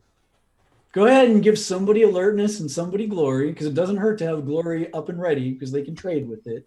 Okay. Refills your hand, because that's one of the things that leadership does, and I'll give you new cards. Okay. Okay. Who are you giving the alertness to? Comrade Cody, look out! Okay, great. So you give it to Cody. And blood tongue, do it for your people. Awesome. And I'll give him the glory. Okay. So I get a glory card. That's or it's a thing or I get the card. It's in your pool. It's ready to be triggered. If somebody rolls outstanding, you'll be able to. So it's not in my hand. It's in the pool. Yes. Okay. The pool, basically in combat, the pool is your real hand.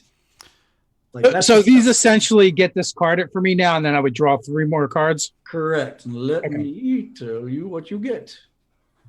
And unfortunately, you get a willpower, another willpower, and a drama. All right, willpower, drama. And they're still in your hand, not in your pool, so you can't use them yet. But they're really handy. And it's just the 2 cards then. Okay. Cool. Before I do anything else, Cody, would you like to trigger your alertness card? So it just means that I'm looking at it, it's like I gotta notice something and prevent an ambush. But we're not being ambushed, are we? Are you?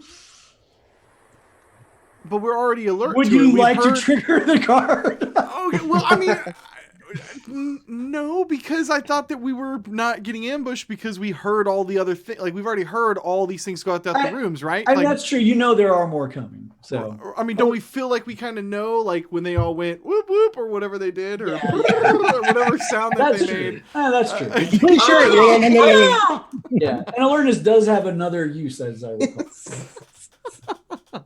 What's the other thing that it does?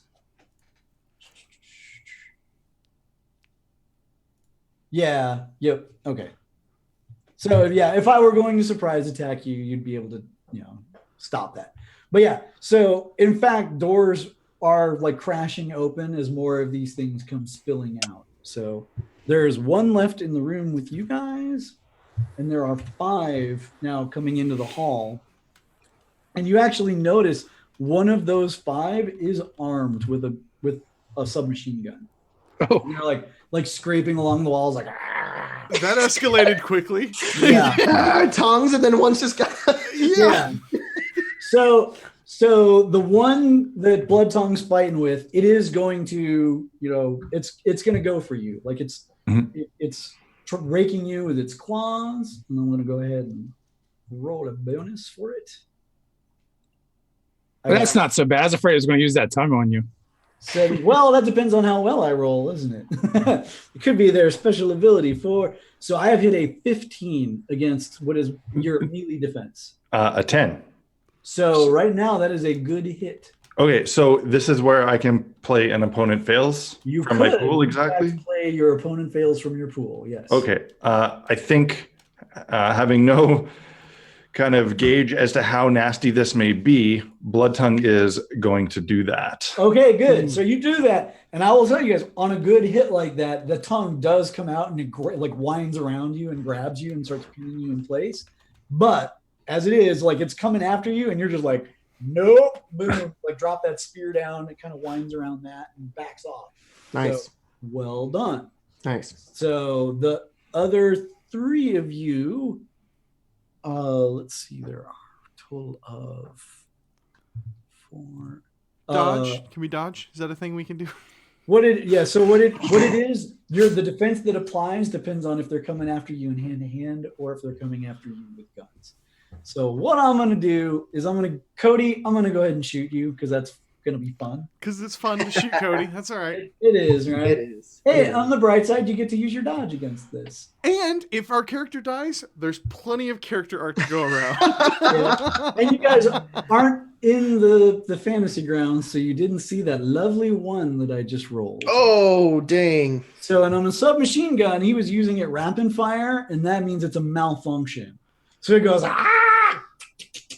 and like it jams. And you can see it starting to struggle with the gun. I'm I don't think you know I'm how holding that up the thing- machete like sideways, like that's gonna do something against it. Like it just doesn't work. Okay, so Eli, one is going to come after you and try to rake you with its claws. Ooh, 17. That is a 15 against.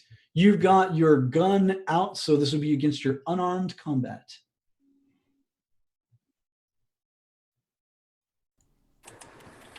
Did we lose Eli? Jacob. Oh, it's me. That's the best. I look It's over at kind the of frozen, so I was like, oh. I the one with the submachine gun. I'm going to. Whoa, you're being attacked. I'm being attacked. Cool, great. What am I doing? What's your unarmed combat? My what? Unarmed combat. Unarmed combat. There'll be in 9. So it has hit you with a good hit. Great. Anything in your pool that's going to stop that? No, I'll take it. Okay, cool. So, like you blast the one into smithereens, but like out of the hallway, this other one comes rushing up. It's Great. scratching and clawing at you. They do 11 damage. What is your toughness? Ouch. My toughness is 10. So it does 2 shock. And however Ouch. you want to record that, you've got 2 shock. As if Okay. it's scrabbling at you, and that nasty tongue like winds around you. It's like it's pinning you in place. On your next action, you're going to have to use a strength test to break out of that before you can do stuff. Okay. And then 2 of them are coming after Anton's. They're like, they saw he just turned that other one into paste. So they're teaming up on him. When they team up, they're going to basically, they only roll once, but they'll get a +1 because there's 2 of them. Come, comrades, let us play. Let's find out. That's a total miss. I hit a 3. Guessing that doesn't hit your melee weapons. The defense is 11. Okay, so no, they completely swift. And that's them. That's the bad guys. That's the end of the first round of combat. I draw a new card. And it is reversal. Oh, man. And I'm an idiot. I forgot something important last round. I'm going to remember it this time. Because you guys probably would have earned some cards. Sorry about that. So reversal is round 2's card. The heroes are going first again. The villains would be fatigued. They would take shock. If they did, they don't. So that bounces. Now at the bottom, there are these things called approved actions. And one of the things that Torg does is it encourages you to do something other than just attack every round.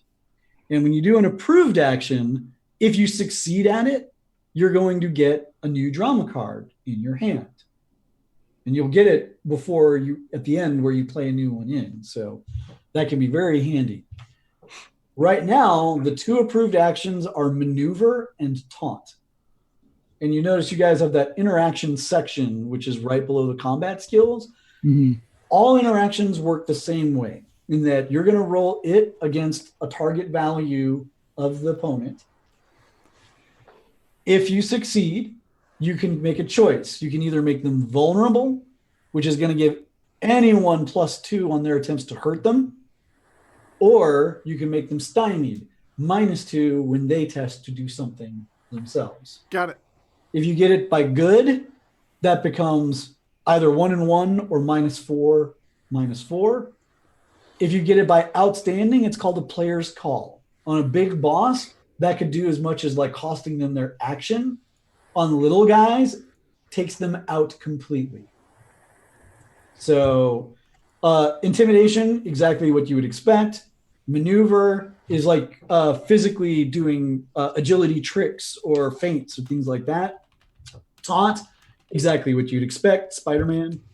And trick is mental tricks. You know, like we joke, like the I can't think of anything else one is look, a comet. You know, that can be a trick. Watch out behind you. So maneuver and taunt are up. Let me make sure they're not immune to one of those. They are not. So yeah, any of those can work normally. Heroes get to go first. You guys get to pick the order. And remember, it can matter because you might want to get a card into your pool before someone else goes, and then trade it in someone else's pool. And you're no longer stymied, Cody. That went away. Gotcha. Awesome. I am currently wrapped up in this thing's tongue. You are. I have to break out before I do anything.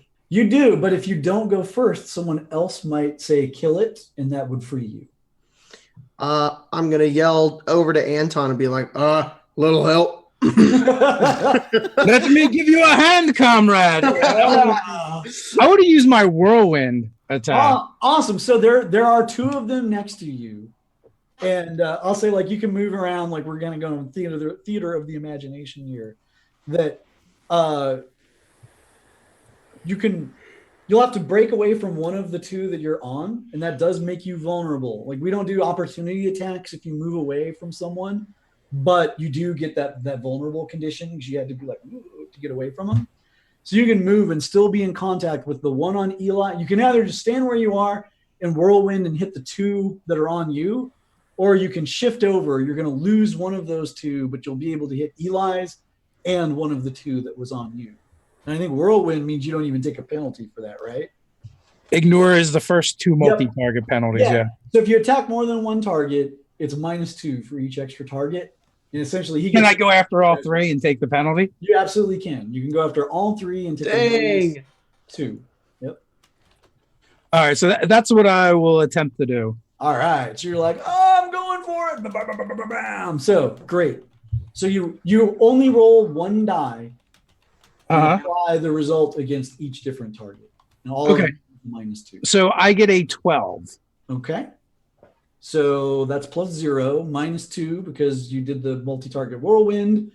What's your melee weapons? No, it's a total of 12. My melee weapons. You've calculated all that for me. 12 does hit all three. We're smart, Daryl. We know how it works now. Okay. Cool. Some of us are smart. All right, so that's great. So like you do the whirlwind thing around like bam, bam, bam, bam.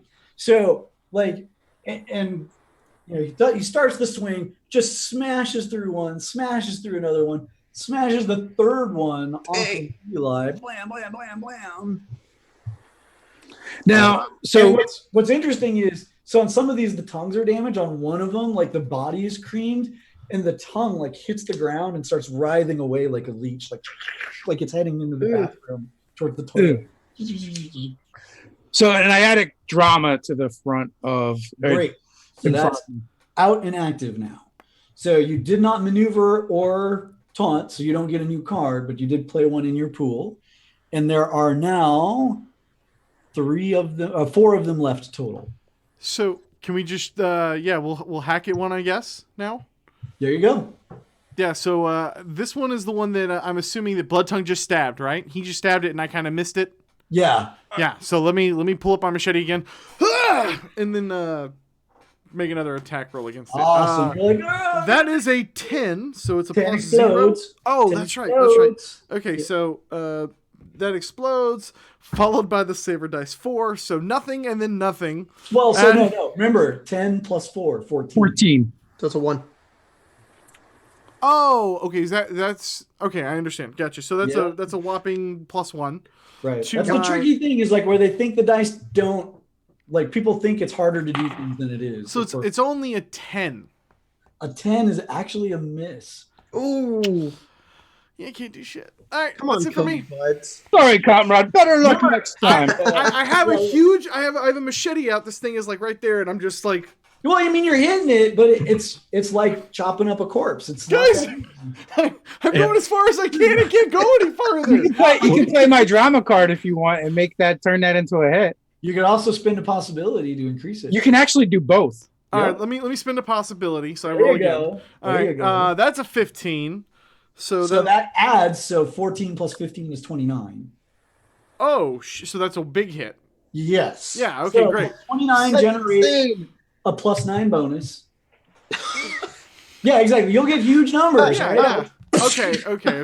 I get you. You don't add the modifier. All right. I understand. Yeah. So dice add to dice, bonuses add to bonuses. So my damage is strength +2. My strength mod is an 8. So what do I need to roll here for this? So, well, first off, you got +9 on that. So that was an 18 that you did to hit it, correct? Sure. And we need, it's an 18. So and the reason we need to know that is if you were going for an 11, you rolled an 18, so that's a good hit. That means you're going to do your base damage plus 1 bonus die. So I'm going to roll 3d6. You're going to roll 1 bonus die. Right? So your strength is what? My strength is 8. So machete adds +2. So you're starting at 10 damage. Oh, okay. I understand now. It's not 2 individual die. No problem. Not 2 dice. It's just 2. So yeah. So just an extra 3. So 13 damage. You're like, ah! And then can I add play my coup de grace, add a bonus die? Absolutely, because you know that this thing's just tough enough. Another 3.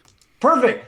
That actually is exactly what you needed. Like 16 damage does a wound. So like it takes you, you're like, chop, chop, chop, chop. Like it takes a bit. Cody, I don't know if you didn't know, but it's actually pronounced coup de grace. I said it that way very specifically because that's what Daryl refers to it to. You will see people talking in the chat box that said, holy shit, Cody's right. I just looked it up. So thank you very much. This is coup de grace.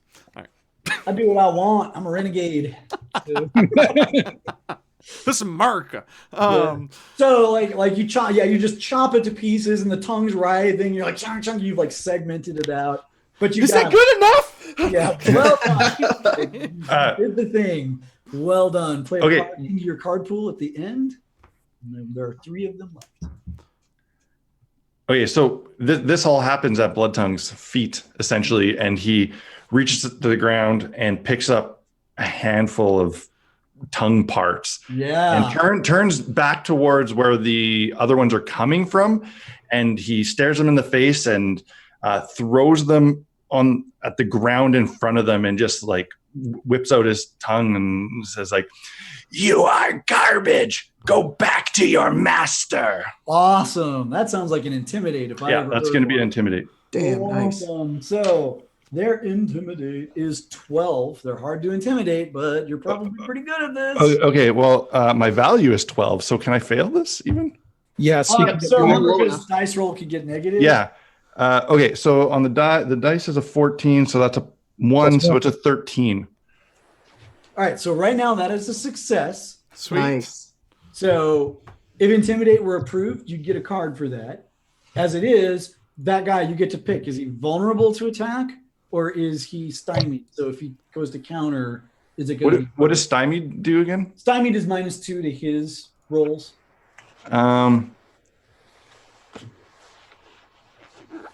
Yeah, I think that's what's going to happen. He's going to be stymied. Yeah, cool. No, that's great. So he's going to come after you, and he'll be -2. Remind me if I forget. Be like, hey, wait, he's stymied. Great. And play a card into your pool. Okay. So I'll play. I'll play this rally card. Nice. And Eli, you were freed by Anton. Yep, I pull out my gun. The one with the submachine gun, is that one still? It's over there still working on it, like it's trying to clear the jam. Would you like to end that right now? I have some special bullets. You do. I have adamant shells, holy water shells. These things are evil. They are, in fact, evil undead. Cool. I'm going to pull in some holy water shells and load those into the player's gun. Awesome. And I'm going to fire away at this thing. Excellent. Its dodge is 8. So 8? That is your target. I've got 6 plus my fire, which is 12, so 18. 18. That is a good, outstanding hit. So all right. I get +2 to damage. Yep. So your base 16 damage, which 16. by the way kills it. All right, cool. Overkill. Super overkill with it's 21. Yeah, it's nice. Super Yeah. So, and what's interesting is like you hit the body with the shell, and the holy water activates, and that burnt flesh actually starts like glowing and sizzling and like peels off the skeleton. Cool. And like everywhere else, like the tongue was twitching or whatever. When the holy water hits the tongue, like it doesn't twitch; it just goes dead. Go back to whence you came, demon. Well done. Play a card into your pool. There are 2 of them left. One is stymied and is going to go after Blood Tongue. I will roll that attack right now. So it rolled an 8. That's -2. It's stymied. That's another -2. It has hit a 9 against your Melee defense, Yep. which is a 10. So because you stymied it, it missed you. Nice. Nice. Oh, Nice. Very good. Well done. So like it's coming after you, and you're just like, nope, talk to the spear. Let's see. One is left. It is probably gonna go for Eli, I think. She kind of stepped Come and out in get the me. hallway to blast it. It's gonna come running at you. All right. Ooh, 18's much better. 5, that's a 16. Against unarmed. Yep. All right. Opponent fails. You're gonna throw your opponent fails? Yes. Okay, bam. You trigger that. Shoomph, and denied. It comes after you, and that tongue is like up in your face, but you swallow it out of the way. gross. Well done. That's them. Next round, 3rd round. All right. So we get a new card now, right? Yep. Okay. So curses is the card that comes up. Just so you guys know, heroes are going to go first. Villains will be fatigued again. This is not a good run for the villains. Intimidate and trick are the approved actions. Intimidate is special here. Remember I mentioned the law of domination made intimidation. So if you successfully intimidate while intimidate's up, I'm going to draw. Normally you'd get a new destiny card in your hand. With this up, I'll draw 2, and you'll pick which one you want to keep. Okay, cool. This one just ran up to me, so I'm just going to take a quick shot at it as it runs over. Cool. So normal rifles, if someone's in Melee. hand, you can't use.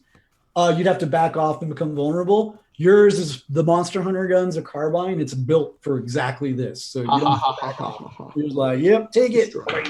That is 13. 13 is a good hit. All right. Is this another Holy Water Shell? It is, so it's 16 damage. Okay. Good hit also adds 1 die. 10. Right. Okay, so yeah. So 26 damage is more than enough. It just shatters into a million pieces. And just go ahead and play a card into your pool. All right. And who else would like? There's only one left.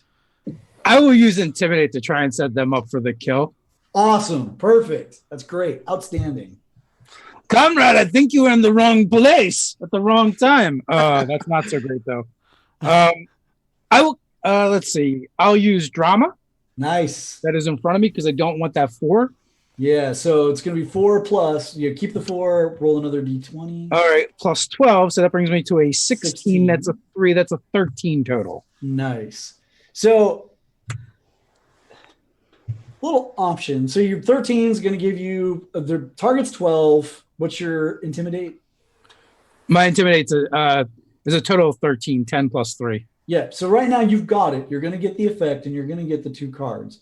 You could spend possibilities to boost that further. Willpower could boost that further. You don't need to. I'm just noting that you've got the option to remind people that exists. But okay. So that does remind me. So when do you put the cards in front of you anyway? At the end of your action. At the end of your action? Okay. Yeah. So yeah, I'm just going to Intimidate. End of the action, I will put Okay. Willpower in And front you of me. made it vulnerable. So like it like focuses on you. And as it's focusing on you, it's like wide open to everyone else. Because you did an improved action, let's go ahead and find out what card you get. So you've got a choice. Oh, and here's another thing I forgot. We'll do this next week. There's Second Wind or Attuned. And what it does is it gives you a second Cosm card. I forgot to give you your Cosm cards when you got in Darkhold. We'll do that at the beginning of next session. There we go. Or possibly like right now, actually. We'll probably do it right now. So Attuned would let you keep a second one, or Second Wind is going to let people recover a bunch of shock. At the end of combat, all shock comes back. So I will take the Second Wind. The only thing is, I don't have a Second Wind in my deck either. Oh yeah, I don't have one.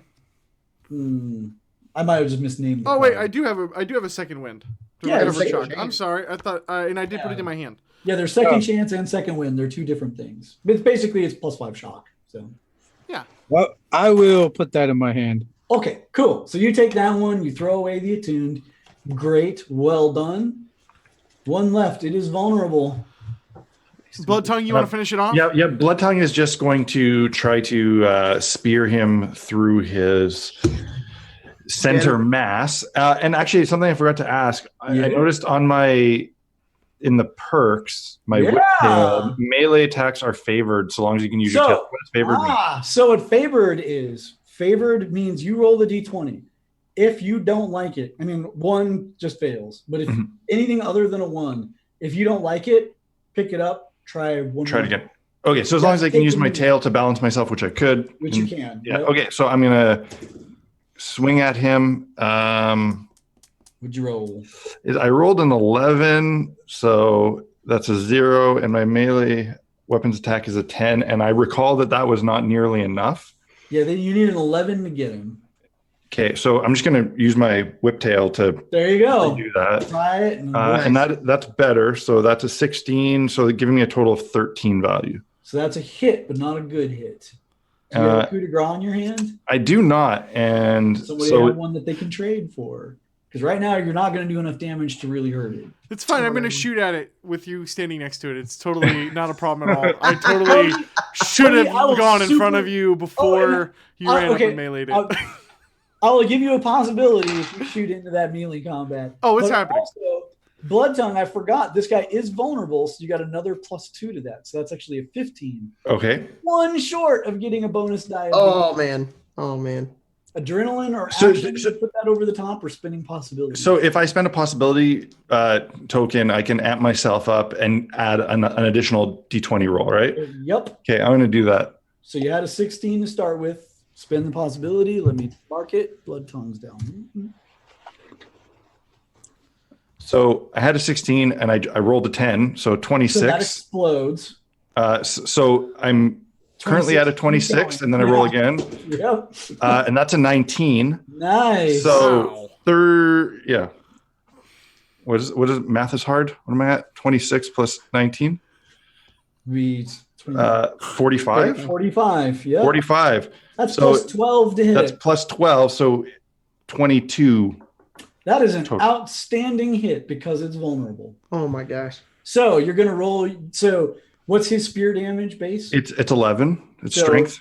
You're gonna add 2d6, and the 6 is actually 5 plus another die. Okay, so I'm rolling 11 plus 2. I have 11 plus 2d6. That's what I'm. Okay. So that's a 2 and an infinity. So that's 5 plus another die. So 5, 6, 7 plus a die. And that's an additional 2. So that's an additional 9 in total. So 20 total. Nice. So wham, spear right through the face on that thing. Pins the writhing tongue to the wall until it gets sparks and stops moving completely. And his spear, like the wood that's used on it, it's kind of barbed like bamboo a little bit. It has these little points that stick out. So he pulls it back, and on pulling it back, it rips any of the mechanical things to shreds. Just shreds it. Nice. Well done. So you guys are victorious on that one.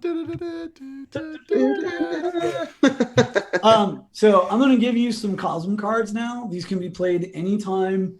Like we're close to the end of the session, but we're not quite there. But I want to give them to you now so we can think about them for next time. Okay. You guys aren't in the fantasy grounds. No, you're going to have to tell us what. I'll just tell you. Yep. So we'll start with Cody. Cody, you've got the card Looks Like Trouble. And you can play that basically at any time, and it's going to,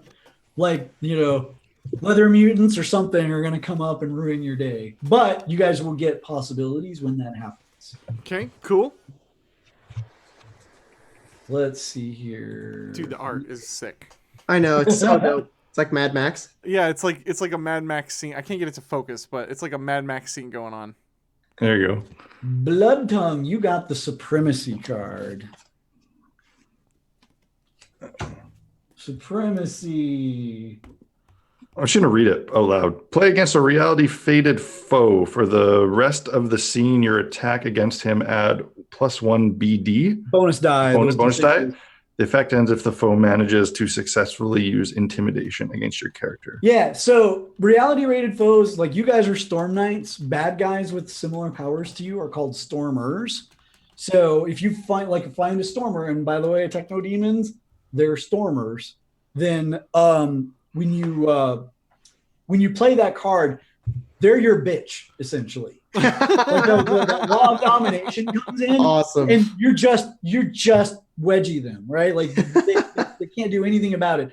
The only way they can get out from under that is if they manage to intimidate you, and then they're like, no, I'm not subordinate to you. Like, That's great. You're not in charge, you know. Cool. Let's see. Eli, you get enraged. Enraged. I think that one actually hurts Anton, I think. Yeah. Play on any character with cyberware or ocultech. Yeah. She suffers an Occult tech. Yeah. is for the remainder of the scene. She adds 1 bonus die damage results, but is a mishap. So, oh man. Oh, yeah. So this is the berserk button. So Anton is a target for this because you can play it on Anton if you want. I can just Play it on a bad lick Anton's nuts and make him super mad. Yes, correct. Now he'll get extra damage, but the downside is if he mishaps on that hammer, he's going to hit you guys with it. And it really hurts. That's a fun card. That's great. And you can note that the Techno Demons have occult tech cyberware too, so you can put it on them, which makes them more dangerous. But they're also just as likely to really hose their own dudes. Oh my gosh, it actually has him on there. Yeah, he's actually He's on the card. Yeah, it's the Iconics. Okay, and the Anton, you work for me now. You work for me now. That's the rip off your head and take over. Card. You work for me now, comrade. Mm-hmm. Play on any Ord your character has successfully intimidated. The Ord becomes your lackey for the remainder of the act. That's amazing. That is amazing. That's great. And these go to reinforce the feel of the Cosm. Like, so in another Cosm, these cards will be very different. You know, like the pulp one would be all about saving innocent people and doing heroic stuff. Whereas here, it's all about, you know, dog eat dog. I'm the boss. You do what I say. So it's like, drop your guns. No, you drop your guns. And now you work for me. And it's just like, that's okay. So do those cards just go in your hand and you play them like any other? Yeah. So they're a little bit different in that they can be played anytime. Okay. In combat, out of combat, whatever. They don't. And in combat, we don't need to put. Do we need to put them into our pool? Nope. No. Okay. Yeah, they're just a separate thing. You just trigger it or you don't. So we look around, right? All this combat ended and all these things have stopped. Like we want to look around. Do we see Lydia anywhere? Her body anywhere? Go ahead and give me a find test. Please. Sure, that's a thing. I'll allow find. I'll allow computers, and I'll allow evidence analysis. Yeah, that's a 3. A 3 is you're like, wow, I see a bunch of dead bodies. This place sucks. I'll do a find. There you go. That's a 10. Okay, it explodes. 16. That's a 3 plus my 9. That's a 12. Okay, so 12. So you're looking around. You find out pretty easily. It's like, hey, look, you're a monster hunter. You're used to looking for clues and tracking things and all that. Mm-hmm. So clearly, her stuff is basically like there's some stuff here, but it looks like she packed up her stuff and left. So whatever happened here, she wasn't here for it. And I think she's up and gone.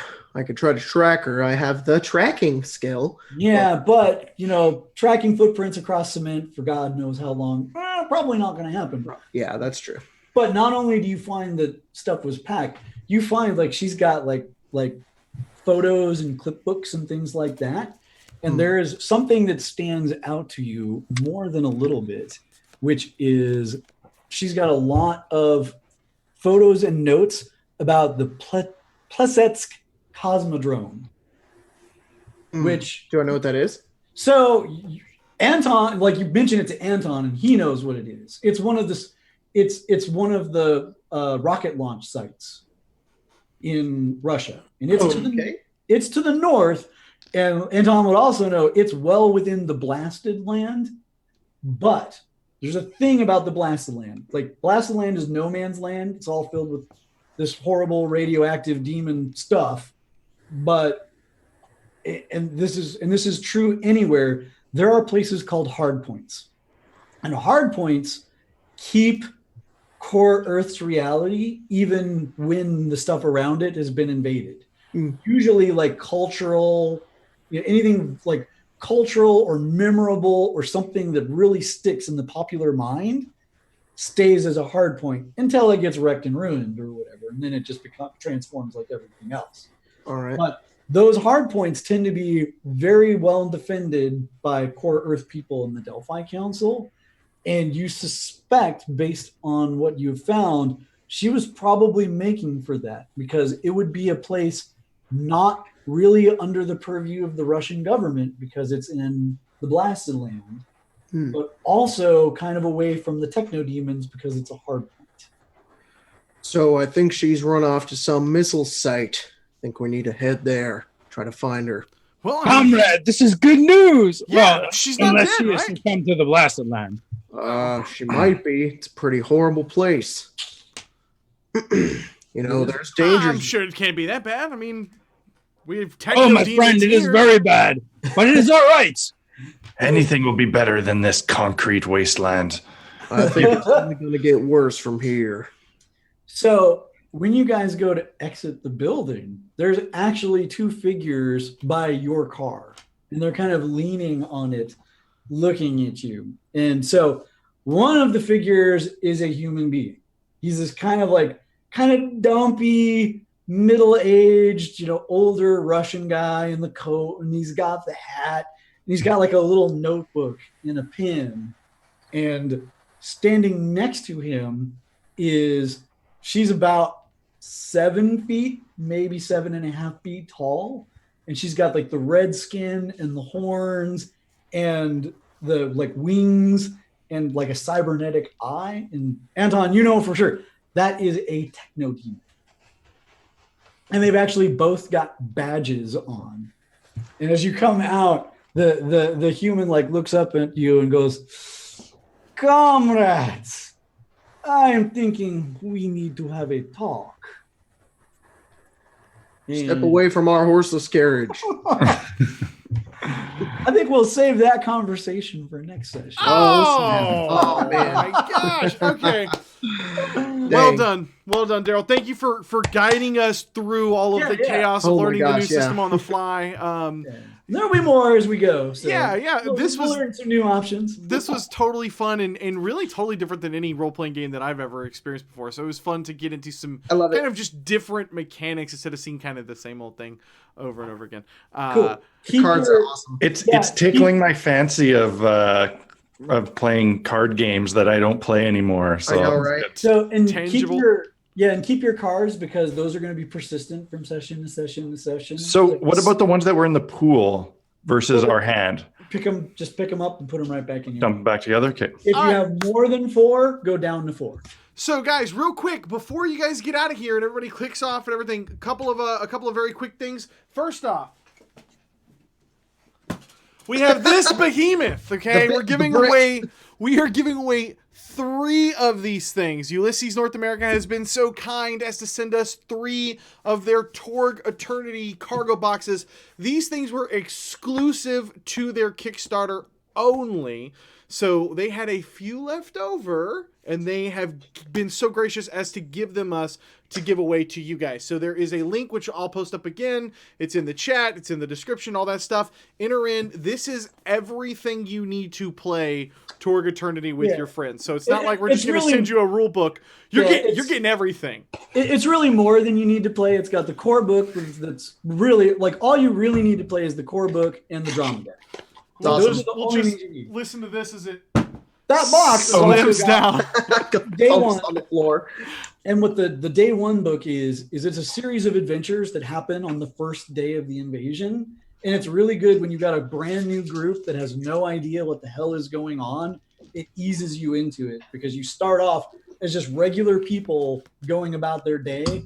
when boom, the Maelstrom Bridge drops. That's cool. And you get to learn what Torg is firsthand. Super You know? fun. Nice. So And it- that link is down in the description in below. So enter, share it, tweet it, send it to your friends. Seriously, tell your friends to enter into the competition. If you guys win, I promise it'll be enough for you guys to play. Also, we will be back tomorrow with Saver Dice, the Karo Stones. Okay, that's going to be back on our Wednesday regular flagship game, so be sure to check us out over there. And then, in addition to that, we will be back every Tuesday right here at 1 p.m. Eastern Standard Time. Oh, wait. 1 p.m. Eastern Standard Time, 12 p.m. Central Standard Time. Time zones are hard. So that's it for us, guys. Thank you so much for coming and hanging out with us. We will catch you guys tomorrow. We will catch you guys for more of the Storm Nights next week. Stay nerdy. Is that what we do, Dave? We do That's the what stay we do. nerdy. Stay nerdy. We do the stay nerdy. Stay nerdy. Stay nerdy, guys. Thanks for watching. Thanks, everyone.